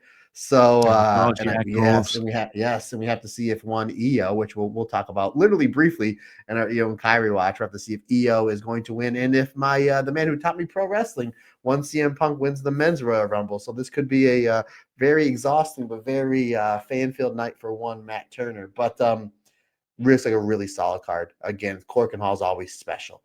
We always, whether it's Marigold or whether it's Stardom, whenever we see that Korakuen Hall shows coming up, it's just like we get really, really excited for it because it's holy ground for not just Joshi wrestling, but pro wrestling as a whole. But I'm super excited for it, especially those 2 big title matches and the bear on a pole match, first time ever of its kind. So yeah, excited. But how about you, partner? Yeah, I think that 8-woman between Stars and God's Eye is going to be very good. I do actually, spoilers, feel like that Neo Genesis are going to take the belts off Cosmic Angels. And I think that will lay the path for Miyu Amasaki to drop the Future of Stardom belt to Hanako, who I feel like they've really primed to be the sort of dominator of that division. I do think that Miyu Amasaki having won that championship now, having had those 2 title defenses, I feel like she doesn't need the belt anymore. I feel like it could go to a Hanako. But again, if Cosmic Angels are to continue with the belts, I'm not going to be opposed to that. Staya Kamitani and Suzu Suzuki are going to absolutely tear it up. I'm excited by that. EXV versus Hate as well. Just looking at that card, that has the potential to be really good. Don't sleep on God's Eye versus Rihanna and Meisera either. That's going to be. I'd open with that. Oh yeah, I like that. I like that idea. I think I've read that Akira versus Syuri is a pre-show thing. I think it's the YouTube preview. Yeah, I think. Well, let's run down some predictions, brother. Let's see how far off we are going to be on our predictions. Okay, so Akira Kuragani and Yuri Ahime. I'm getting time limit draw. Good shot, especially if it's 10 minutes. But if it's 15, you don't want to expose the two of them. But usually they go 10 minutes. I think the 10-minute time limit draw works. But if there's going to be a win, I'm going to say Akira, just because Suzu gave her a little bit more in their first match. But again, it's a flip of the coin. Yeah, it's 1A and 1B, isn't it? Hina and Lady C versus Rian and Meisera. I'm going to continue to push my own made-up narrative that Hina and Lady C are going to get a chance at the Goddess of Stardom Championship. So I'm going to go with them taking the win. Yeah, I totally agree, and I'm going to push your same narrative that somewhere down the line they're going to get a Goddess of Stardom Tag Team Championship. But yeah, Hina and Lady C for the win, sir.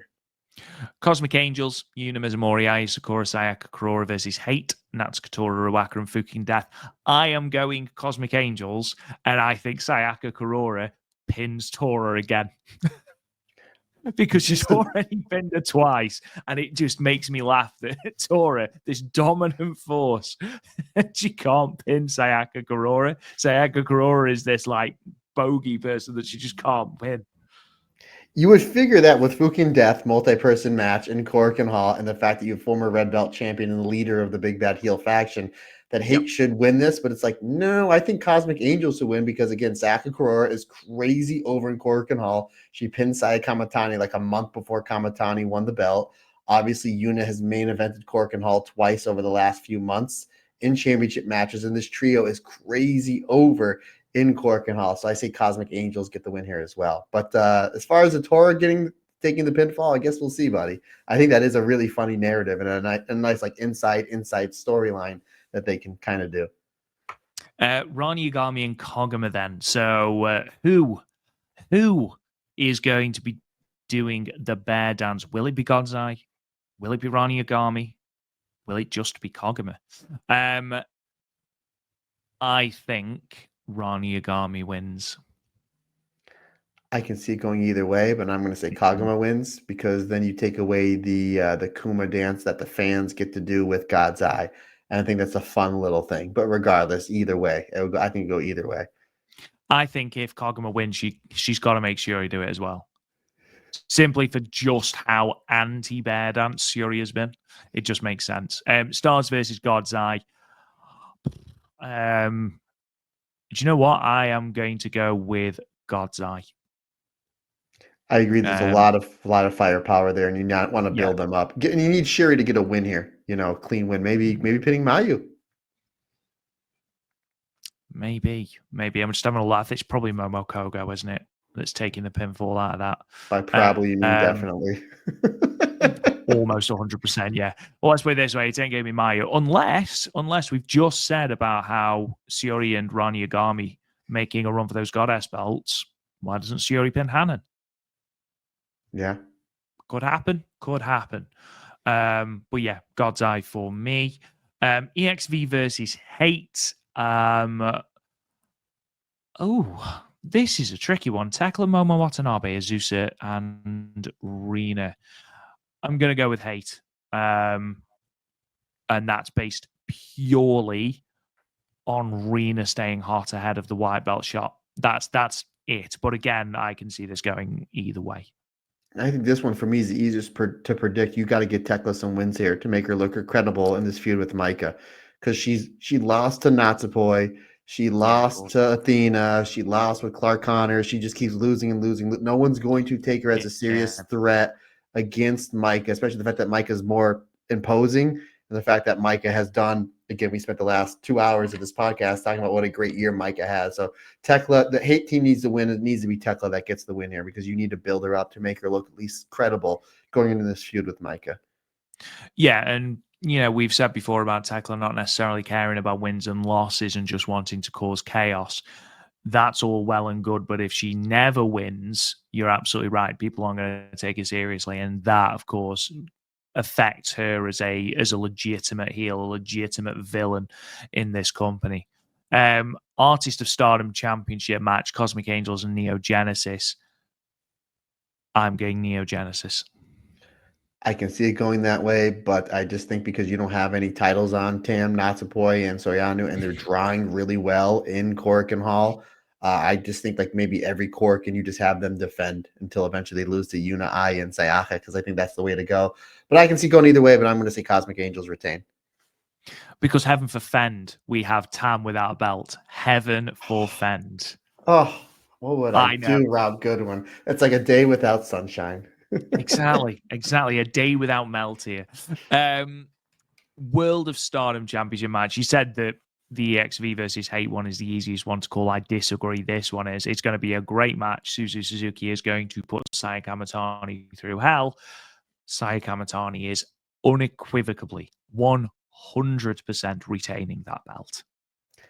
I wouldn't say 100%, maybe like 99.89, but hey, things could happen. But no, this is going to be great. They had great chemistry with great build up to this match in the tag matches. And again, their match in the 2022 5-star Grand Prix was insane to the point where, if you remember, Suzu German Sai Kamatani off the apron.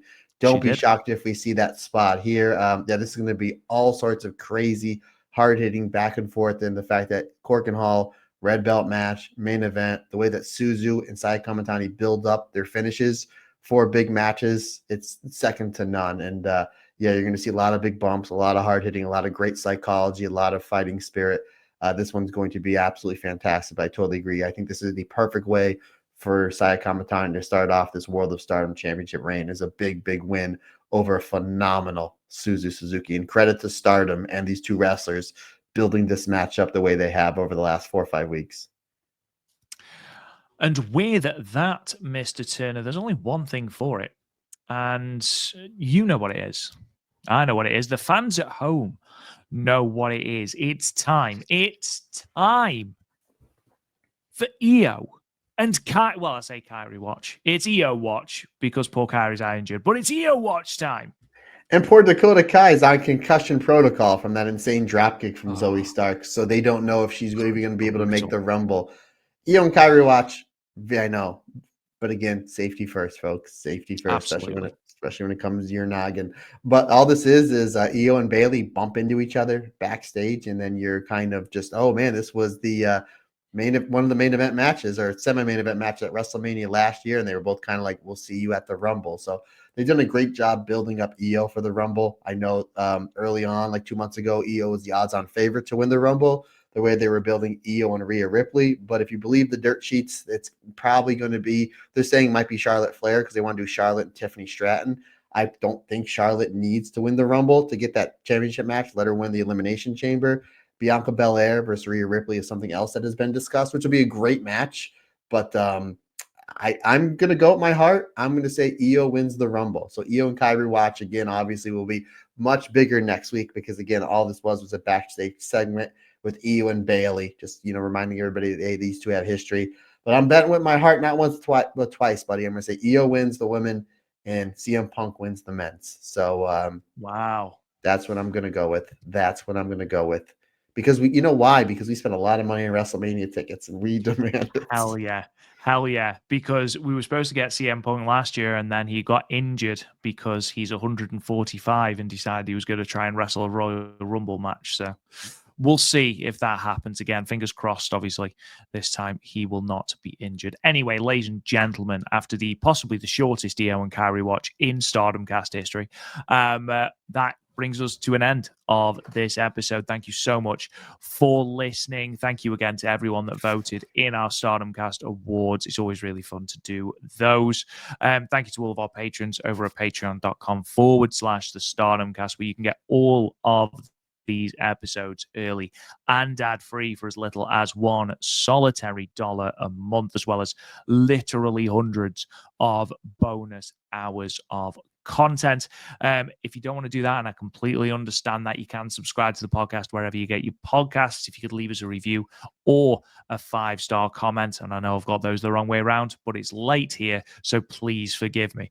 That would really help us out as well. You can check out the website www.talkjoshi.com for all of your news, latest show reviews, previews, podcast episodes, and historic stats and championship histories for both Stardom and Marigold. You can find us on social media at the Stardom Cast, unless it's Blue Sky, Instagram, or Threads, in which case it is Talk Joshi.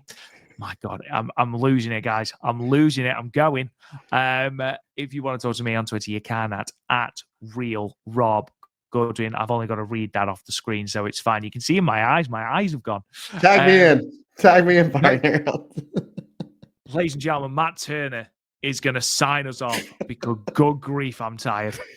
Rob Goodwin, obviously, what a pro. What an absolute pro. But speaking of Talk Joshi, folks, the debut episode of Talk Joshi will be dropping in your feeds sometime soon. You don't have to do anything. It's right on the Stardom Cast feed, where myself and Andy Hayter talk about the Sareeism show, as well as the phenomenal storytelling between Mariah May and Toni Storm. So we hope you all enjoy that. Folks, questions, comments, suggestions, anything you need from me, Matt Turner OF, on the Instagram, on the Twitter, and the Blue Sky. If you want to shoot me an email, Rob, I need you to muster up just a little bit of energy for me, buddy.